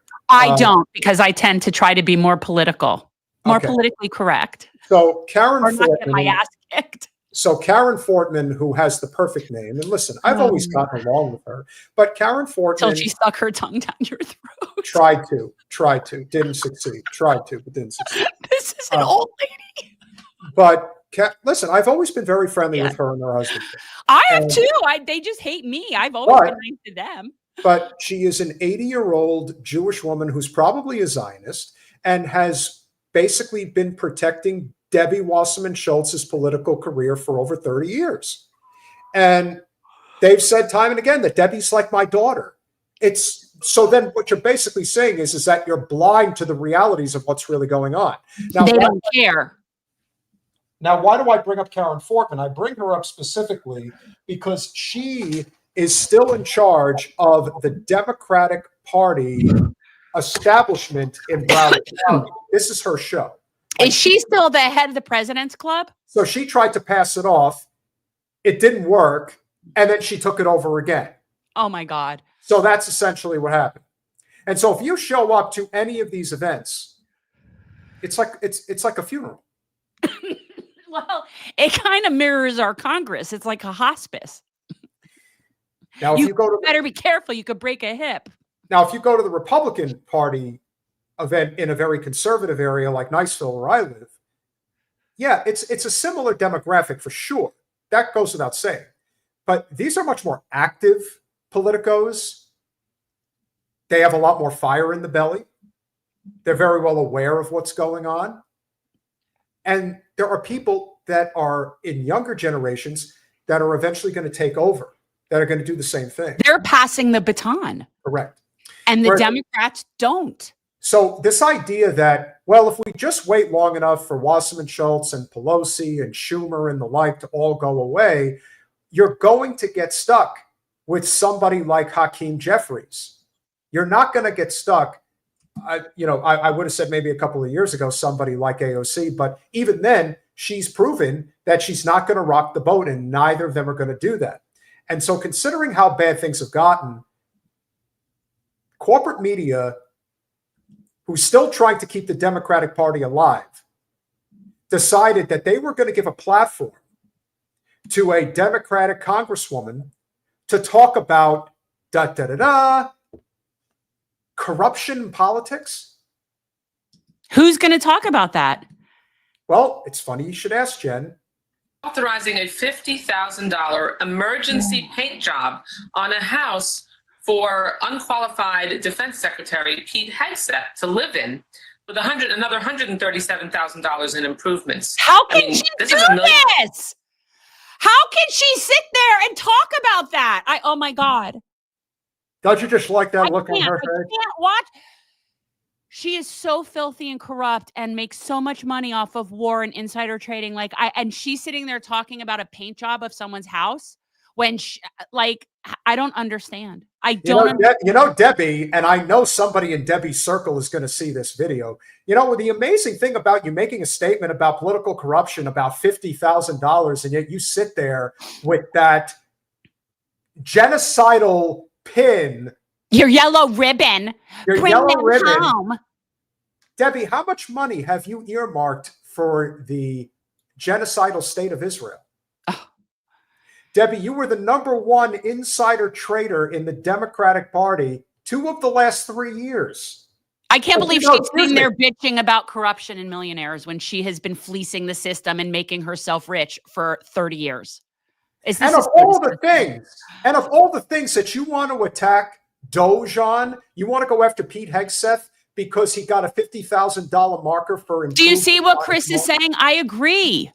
It's very triggering. We need an alert. When you're going to put her up. Let's hear what else this. I can't take it for long, but okay, go on.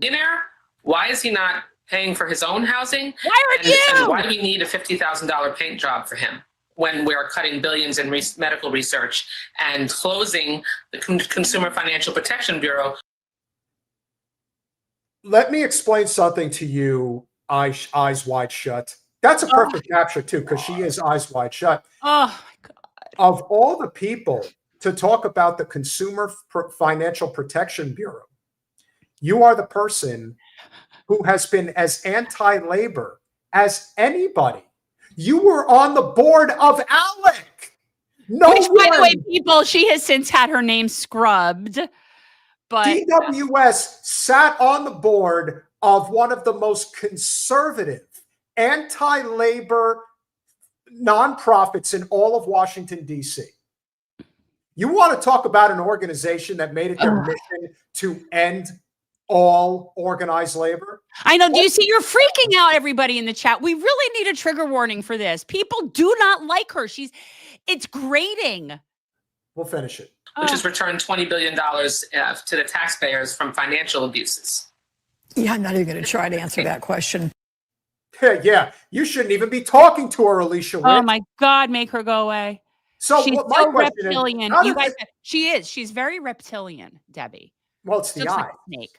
Yeah, like if you ever, and I don't recommend this, certainly not on a full stomach, but if you ever see a picture of her and you go close up her eyes, she does have, like, her eyes look like snake eyes. I'm not kidding. Like, well, it's I've really always said creepy. she's kind of like Peter Thiel. It's like she's trying to break out of her skin. It's like if they're, much like in the movie They Live, if there is a person underneath that skin, like I think there is with Peter Thiel, well, Debbie would be another person where you would think, oh, they're just trying to break out of their. She's a lizard person, but let's also be very clear. None of this, and I don't think anybody thinks this, but I am by no means supporting a 50,000 paint job for Pete Hegseth's house. Okay, so, but and I said this in the beginning with DOGE. Quite honestly, with any of this stuff, unless you are starting with the Pentagon, you're wasting our time. And Sable is correct. You know, Savvy apparently pointed this out on her show today. The Consumer Financial Protection Bureau, yeah, they were able to bring back $20 billion out of God knows probably hundreds of billions of dollars that was stolen. It's kind of like, as you've pointed out, Jen, the mega corporations will always continue to do what they're doing. Because if they commit major crimes, for example, like, guys, what's the name? What's the name of the railroad that derailed in East Palestine? Norfolk Southern. Norfolk Southern. I was thinking Pacific Coast. I can't remember the name. No, Norfolk Southern. Here's the thing about Norfolk Southern. If Norfolk Southern. Norfolk Southern. That's what I said. Okay. Norfolk, Virginia. Same thing. So if Norfolk Southern had to pay a fine of, let's say, $2 billion, but their profits are $20 billion, then who cares? Nobody. It's the cost of doing business, baby. Well, why are the Sacklers not being prosecuted criminally? Does anybody, like, you actually now in this country can pay your way out of criminal liability that would otherwise require incarceration. And I don't mean even legitimately through just hiring good lawyers. Thank you, Yellow Bite. Don't blame, wrote in for the feminine, younger, anti-Zionist Jew for Florida. I'm assuming that's me. That's cute. While Republicans got cancer research. Oh, can you at least for people listening? So this is what Debbie Wasserman Schultz, this was her post. Read it. This was her post that was attached to that video we just played. Okay. While Republicans gut cancer research, millionaire Secretary of Defense, Debbie, you're a millionaire too. This is why this woman with the insider trading and sitting there and you know how I know that Debbie Wasserman Schultz is a millionaire, ladies and gentlemen? I don't even need to look at her records. I know that she lives in a $1 million+ home in a gated community in Western Florida. We do know that, but no, because she's the #1 insider trader in Congress. You don't be the #1 insider trader in Congress if you're not millions of dollars. That doesn't make any sense. So I'm gonna let you guys in on a little secret about what a complete hypocrite Debbie Wasserman Schultz truly is. She's complaining about a $50,000 emergency paint job on her home. Debbie Wasserman Schultz, for all intents and purposes, may have to spend over the course of a year, maybe a 2-year period, $50,000 in her HOA fees alone. So this is somebody who just likes to make up shit. And again, if you're going to go and make some type of a argument against the other side or some justification, even though she is the worst possible person. Her talking about bloat and corruption is just, I don't even. I mean, you want to talk about Rich? This is beyond Rich. Can you make her go away? So scroll up, Colin, please. We really do not need to see her. You can't look at her anymore, Colin. But I put out this tweet on behalf of Jen and I that got a lot of traction. And I said, you have voted no on single-payer health care all 20 years you've been in Congress. You do not care about people suffering from cancer. And she's a 3-time breast cancer survivor. She loves playing her breast cancer survivor card. And should be investigated for insider trading, including for-profit health companies. And there's another thing about her. Debbie takes alcohol industry money. And for people who do not know, alcohol is one of the contagions or whatever, if you will, that leads to cancer. There's a cancer cause there. And I'm not anti-alcohol. I'm just stating a scientific fact. And yet she takes money from that industry hand over fist. So, so she's in favor of cancer help for people who can afford it because she only cares that she got help with her breast cancer. But women who don't have the means as her, we don't care about that. Now, I've said before that there were many things that did not go correctly when Jen ran this time around. And they've been done differently. If there was more capital, it could have been a different race for sure. But Jen, you decided that you were running on a platform of, I don't care if I win or not. I have to get this message out there about this woman and what Zionism really means, what it represents, and how quickly people ran away from her. But I will tell you, the reason why Debbie has been able to skip on any type of legitimate challenge for very long is because the people who traditionally vote in the congressional district that she represents live behind gated walls. And it is very difficult to canvass that particular district. There's a lot of variables. We know there's a lot of variables. And the Israel issue is an issue for them. That's an issue for them. And I don't care because I know that the amount of people that we connected with and the friends we made, the coalition we built, people are appreciative of just thinking somebody's being their voice and just somebody sees them and has their back. And these are people that she won't ever pay attention to. No, but I do believe that there will come a day where Wasserman Schultz is going to have to answer for her crimes. I do believe that will happen. Well, I'm a pretty big believer in karmic, the organic nature of karma. So, I believe people get what they have coming. How does that saying go? The arc of history is long, but it bends towards justice. Well, but no, people generally get what they have coming. I think people that are put out toxicity, not only do they look toxic, but I think that it festers on the inside.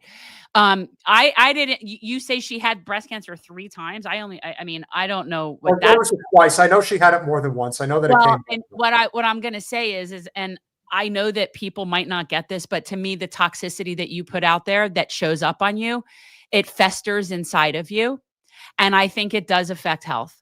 I agree. And I think that when you're a toxic person, that affects your health. That's what I think. And here's the thing, Chris. Debbie knows that if there was in any way, shape, or form an even playing field, even a competitive playing field, forget even, if it was an even competitive playing field, Debbie would get destroyed. Right. Like if we came at this with the same amount of money, with the same amount of name recognition, and she, let's say, had a public, I won't call it a debate, but like stood up next to me and we went back and forth about issues, she couldn't win. There was an opportunity. Like, that would be ridiculous. No, like that's the truth. So there was about 100 people that had showed up to a town hall that was scheduled in Miramar during the campaign. And somehow one of her people clued in and they locked the doors. They made it. She can't handle seeing. Debbie will never be in a situation where she could potentially be approached by a peasant. And that's the truth. When she goes to events, it's only if it's by invitation only, and or she's the speaker. She will be ushered in before anybody can talk to her, and she will be ushered out. And the only time there will ever be a free roam event is the kind of thing that's a minimum of like $5,000 a plate where everyone's been vetted. Otherwise, she ain't mingling. And as we have pointed out time and again, and the reason why we continue to talk about Wasserman Schultz is this reason. We have tried to warn people for a long time that are supporters of the Democratic Party, that still believe that the party can be resuscitated in some way that can bring back the old days of supporting labor, etc. That party is gone. It is dead, and it is not coming back. And the reason, above all others, that it's not coming back is because they've protected people like her, that they refuse to see the truth, that she, as much as anybody, is the reason the Democratic Party is dead. And that's she's a big part of why we have Trump at all. Absolutely.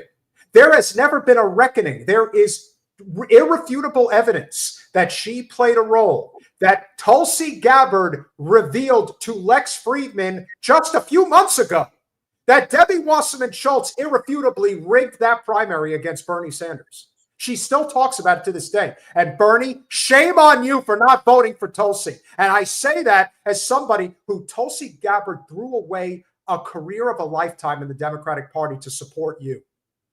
You may not agree with Tulsi 100%, and I sure as hell don't, but there is something to be said for lacking loyalty in this world, for never respecting the fact that that is one of the pillars of people who join our armed forces, who put their lives on the line to defend our country. Tulsi Gabbard understands that, even though she's a complete political opportunist. But she did put a lot on the line to support you for president. And you didn't have the decency to say, look, I disagree with you on a lot of things, but Tulsi, I know. We're very good. And at the very least, I know you're going to get nominated and you're going to get confirmed. So I'm going to give you my support. Instead, who are you appealing to now, Bernie Sanders? Well, he's been what he's been all along, was Mick resistance. And it's sad. But let's take what we got that was positive, which was basically everything we have going right now and where we are in the movement at all right now. You know, like that's pretty good. Because before that, we didn't even have that. Yeah, before that, we had nothing. So the best thing that we can say that has come of this is that the Democratic Party is dead. How do I know? This is a pretty funny skit. Sable, she's also an Islamic. We love those quippy one-liners that make some people feel good about themselves and make us go viral while stunting any real progress from those pesky naysayers we don't like. I'm speaking. We're the Democratic Party. We sprinted to the right to try to get those people who would never vote for us and absolutely fucking lost. We're the Democratic Party. We currently hold the record for the most deportations, and we consistently vote against migrant communities, and we are not afraid to brag about that. We're the Democratic Party. We funded a genocide. We're the Democratic Party. We marked any emails about Gaza during our presidential campaign as no response, so they would be exempt from any outreach or engagement from us. We're the Democratic Party. We pushed an internal memo to get Biden to say that COVID was no longer a threat to score political points, completely rejecting any science and getting you to take your mask off, further driving a wedge between disabled and immunocompromised people and everyone else, also while doing nothing about long COVID and being extremely unclear about the status that we're in this pandemic. If we could just have that line start at like 2100 and not 0, I think that would really help us. No, they're not going to look into what manufacturing consent means. They don't ask questions of us. We're the Democratic Party. All that considered, we push for mask bans alongside our Republican friends. We're the Democratic Party. We will always make concessions to our Republican friends. We're the Democratic Party. We know that the other side is like way worse, so just like give us money. We're the Democratic... Yeah. Oh yeah, you saw that. I know. You saw that they were going after people who didn't vote for us rather than us. I know, yeah. We love that part. We're the Democratic Party. If you're not at the table, you're on the menu. Who is that? That was good. That's so funny. Yeah, guys, the Democrats are dead. And we need to just sort of let them die. I actually, and Peter will tell you, whenever he wants to even talk about Debbie Wasserman, he had to even prep me and say, we're going to have to talk about her. I would rather never talk about Democrats again and not give them the time of day. I think that if we all just decide to ignore them, they will eventually go away. Not maybe in, the next few years, but yeah. So I don't want to talk about them at all. We need to leave them be. Dustbin history. RFK and Tulsi were confirmed by the Senate. It'll be interesting to see what role they take on. Just as College Mirage likes to say, Gabbard supports the genocide, so I'm sick of people praising her. Yeah, word. She's huge Islamophobe. Tulsi Gabbard is against regime change when it's white people. Yeah. She does not seem to have a problem when it's dark-skinned people. Well, the thing about being an American Indian, for those of you who don't know, the blood oath between India and Pakistan is very real. You want to talk about two countries that would bomb each other off the face of the earth. But even, let me tell you, Tulsi, the Hindus in India, and this is something that I am definitely not overly educated on, but I know a little. The Hindus, the Indian Hindus, there is a huge prejudice against the Muslims that are in India. It is very anti-Muslim. Modi is very anti-Muslim. They're very extremist in ways, but the Muslim population is like 30%. So even though it's not the majority, it's still substantial enough that it's not dismissive, but there is definitely this hierarchy, and people like Tulsi Gabbard very much perpetuate that and very much are Islamophobic. I don't even like that term. They're not scared of them. They just hate them. So, I don't know why we call them Islamophobes. They're Islam haters. Well, that's also part of the problem with Tulsi is this whole racial superiority or cultural superiority, whatever you want to call it. They don't even understand Sikhs. You're right. They don't like I've always said this. The poor fucking Sikhs cannot get a break. Like the fact that everyone just looks at them and assumes they're Muslims, which even if they were, but it just shows you how ignorant people are. It's like, oh, you're dark. You must be a Muslim. And it's all the same, right? No, it's not. No, but as I pointed out, it's amazing what some people will do for power. We saw what Debbie was willing to do for it, what she's still doing for it. We see what Tulsi's willing to do for it. We also see what RFK is willing to do for it. And the reason I bring up Tulsi and RFK is because I actually watched a significant portion of Jimmy Dore's interview with Steve Bannon yesterday. And what I took away from that interview is what I think most people would probably take away from it. Bannon is right about a lot of stuff. He's wrong about other things. And he is dead wrong about Israel. In fact, when he talks about Israel, he sounds like a genocidal maniac. Like he sounds like a pro-Western conqueror that thinks we have the right to, Turkey hates us and Syria hates. Why do they hate us, Steve? Why do they hate Israel? Right. I'm with Neo Maxime. Like, why are we? You're sort of saying the obvious. Like, why would we think he'd be right about this? I didn't say about this. I'm saying about certain issues. I'm saying what, like, okay, but why? He wasn't opposed to single payer health care, which I thought was important. That's important. That's great. But he's in favor of a genocide. So my point is you brought up his interview with Jimmy Dore. What's the premise of that? Just that. I wanted to hear what he had to say. And you could make that argument because his attitude is that all these nations in the Middle East, they're all bad. They all hate Israel. And so I look at it as you've pointed out. Why do people hate Israel? Because it is a colonized state. It's not real. The people that live there are not from there. They invaded. Yes. And they mass murdered. And they're doing it now. And the fact that Jimmy did not push back on him in the way that he really needed to is a reflection of how low Jimmy has sunk in terms of his political prowess. Because Jimmy's always been a rabble rouser, but Jimmy makes a lot of fucking money now. And he thinks about that every time he's. That's another person I never care to talk about because I don't want to give him my attention either. I haven't watched Jimmy Dore in so many years I can't. But it's also important to hear how these people think and what are they. Once you know they're psychotic and or grifters, there's no need to keep listening. That's what I think. But it is true that the third rail is Israel.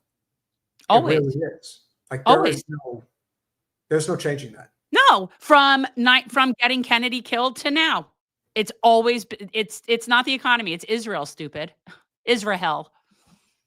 We're going to close with one of our favorite people, and thank you, Sajid. Bannon is a Hollywood banking Ivy League elite. Yeah, he tries to pretend that he's not, but and as Colanello says, he is a charlatan. And yes, clearly his position, Jisrael. Yeah, come on.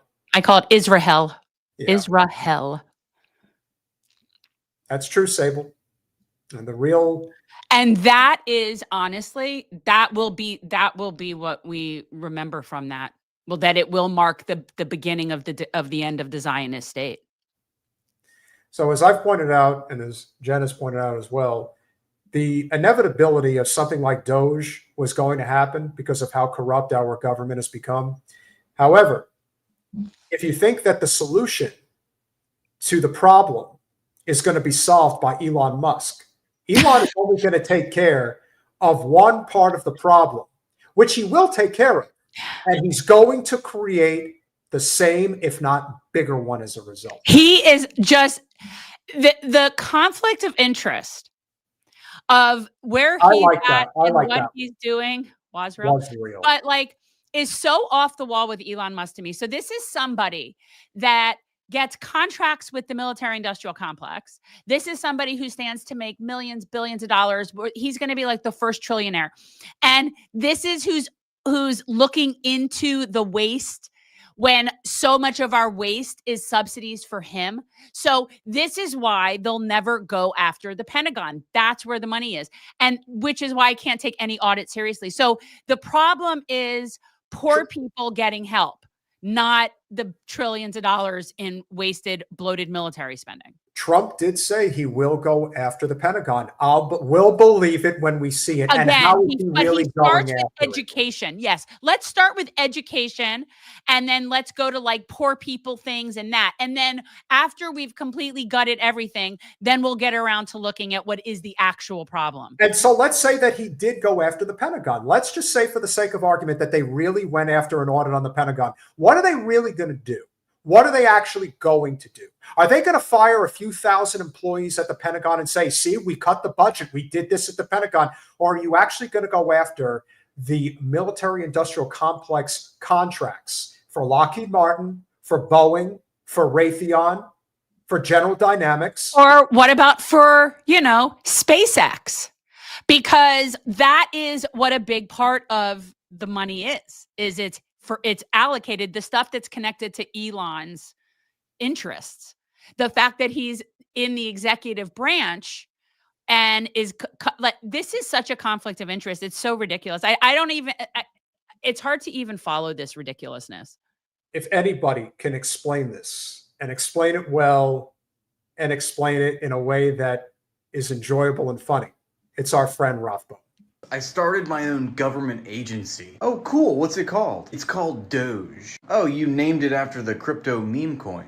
Yeah, isn't it hilarious? Why'd you do that? Well, coming up with original names is really tough for me. That's why I normally just buy things that are already popular. Oh, I get it. But get this, DOGE actually stands for something. Oh, okay, what does it stand for? The Department of Government Efficiency. Oh, okay. I like the sound of that. What's it gonna do? We're gonna get rid of bloated government spending. Oh my God, that's awesome. So you're gonna get rid of the $1 trillion military budget, right? Guys, if you don't know, we actually have had him on, and he's great. He is. Right? Or what about the billions of dollars in subsidies that our government gives these big tech conglomerate companies? Ooh, or I know, what about the $4 trillion our government borrows from rich corporations and billionaires and has to pay them back with interest instead of just properly taxing them? For those of you who don't know, when it comes to paying taxes in the United States, the average American, I believe, pays about, I think it's like 28% in taxes, something in that neighborhood, and maybe higher, like 34%. It depends. But we know who skips out on the tax bill. The biggest percentage that you pay in taxes in the United States goes to, drum roll please, corporate subsidies. That's number one. I mean, we gave your companies $15 billion in subsidies in the past decade alone. In fact, come to think of it, the government gives you individually more money than any other American. And that's not funny. Hey, maybe DOGE should just get rid of you, deport you back to South Africa. Problem solved. What you're doing is a crime. And I will arrest you. Well, look, I mean, as long as you're not getting rid of the funding for social services that millions of poor and vulnerable people in the United States depend on each year, then I guess we're okay. Maybe if you're the biggest expense, they should just get rid of you. It's so funny. Wait, that's not what you're doing, right? Right? You don't understand. I've got to save humanity. Elon, you're the richest person on Earth.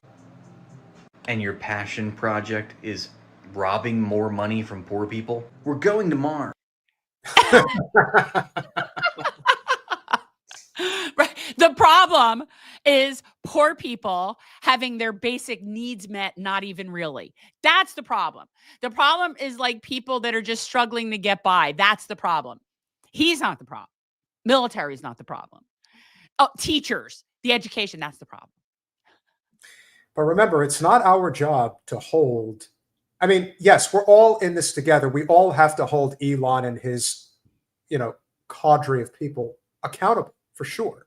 But the only way that's going to happen is if the people like those that support Candace Owens actually do stand up and fight their own side.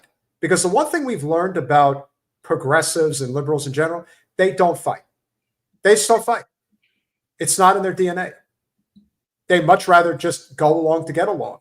But there's a reason why half this country is armed to the teeth in many ways. That's the only reason why our country is not communist like China, because we have a significant portion of our population that really believe. You want to talk about a time period where people really believe in the right to bear arms? It's right now, because the more that they try to take over this country in the capacity that they're doing it in, the more you're going to see militia groups popping up all over the place. Right. Keep building those cop cities, because this is so basic, right? Like, so for every action, there's an equal and opposite reaction. You remember that? Like, wasn't that like basic physics? Like, yeah. So every time, and you see it in both directions. So there's a big, march, big protest. Well, then the next time the police are going to double down and they're building more and more cop cities. But there's way more guns than people in this country.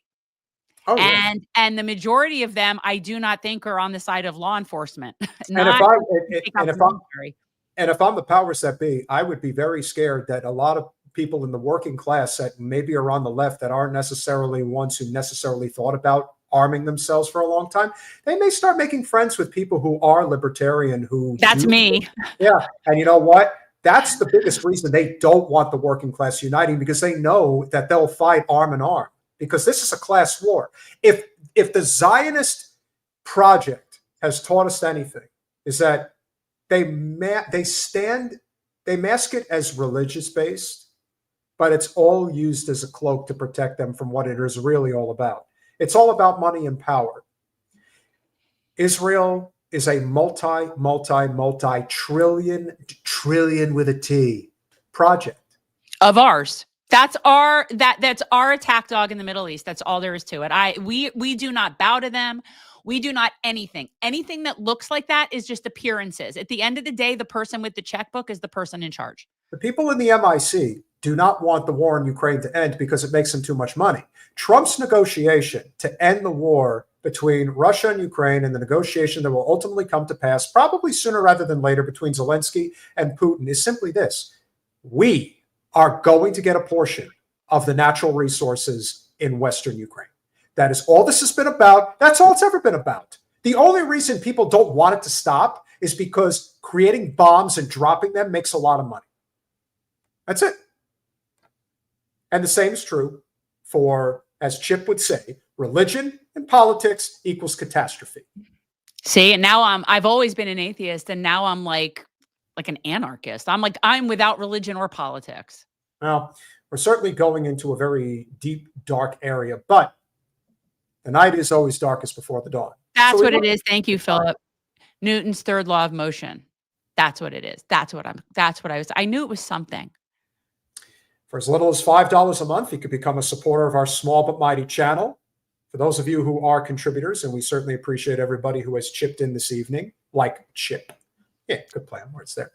We would certainly appreciate it. Our goal, as we've often stated, is to transform politics into service.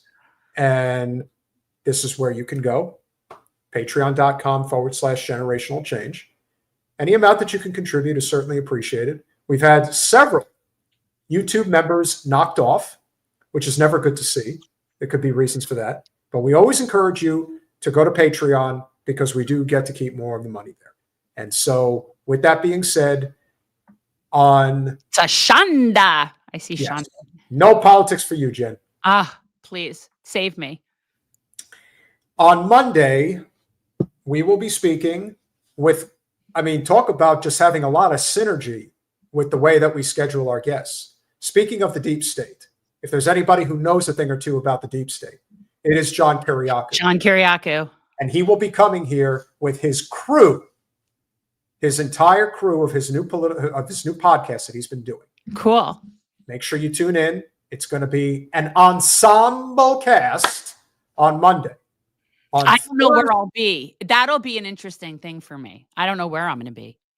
And one of Jen's personal heroes, next Thursday, Ben Cohen of Ben and Jerry's. Who does not like them? Well, he's a pothead who created great ice cream. Named after dead. And he's a fellow tribesman. He's a fellow tribesman. And the truth is that what Israel is doing should be the end of their state. Well, Ben and Jerry's was one of the first companies that was quote unquote like ethical companies, right? Like that they put money back, that their CEOs only made so much more. Like they were really very, very environmentally conscious. Like they were one of the first companies, and this was back in the 80s. And I remember it because companies didn't do that, right? Like take sort of political stands and whatever. And they were one of the first ones. Certainly, I think in this country, you had the Body Shop, but that was England. But they took stands on shit and they used their platform. And the only thing I will ask him, they never should have taken down Sweaty Balls. Sweaty Balls should have maintained its flavorhood, and they should never have caved to the pressure of the Sweaty Balls. All right. Now, if you guys have not, remember, SNL used to be funny. We've pointed that out time and again. I never even watched it, but I know what the reference is, and I just hate that they caved to social pressure and got rid of a flavor. As much as of an asshole as Alec Baldwin is, he's an exceptionally talented actor. Oh, he's so freaking funny. And so if you've never seen his skit which in my opinion is probably top 10 all time on SNL with Anna Gasteyer and Molly Shannon. Go watch Pete Schweddy. Sweaty balls. That is how they kept it up. Thank you, Henry. But don't you think like how they use that for a flavor is like hilarious? How they kept a straight face during that entire skit is unbelievable. I can't wait to get these in my mouth. It's like, oh my God. The jokes wrote themselves, and they were really, really good. But that's why it was such a good flavor. But then apparently they caved to the pressure. That is exactly what it was, Phil. It was a take on NPR, and they completely nailed it. Yeah. Travis, it sounds exactly like the ice cream that you would go for.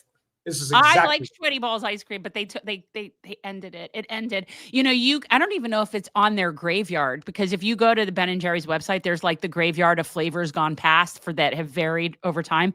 And yeah, I'd like to discuss one of my flavor ideas. Although I don't think that they sold that, right? Like, I mean, it's not him anymore. Well, listen, now you got something to bring up to Ben when he comes on.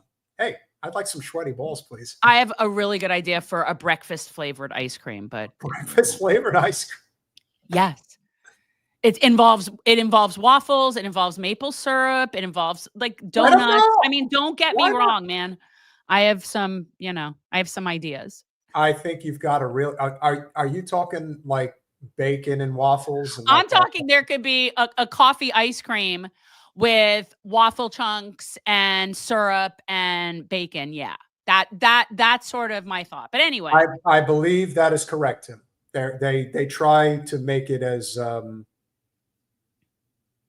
free from the garbage as possible. Yes, maple syrup. From the bad shit as possible. Yeah. But anyway, so yeah, breakfast ice cream. Like my attitude is if I'm going to eat ice cream, I'm going for broke. I would call it ice cream for breakfast. Yeah. Because I really do like having ice cream for breakfast. So like I would say ice cream for breakfast. You would like to have ice cream all 3 meals of the day if you could. Yeah. Me and my chocolate almonds. I live on chocolate almonds. Smash that like button, share, subscribe, do all those things we ask you to do. We appreciate you all. We love you very much, and we will see you Monday. Bye, all.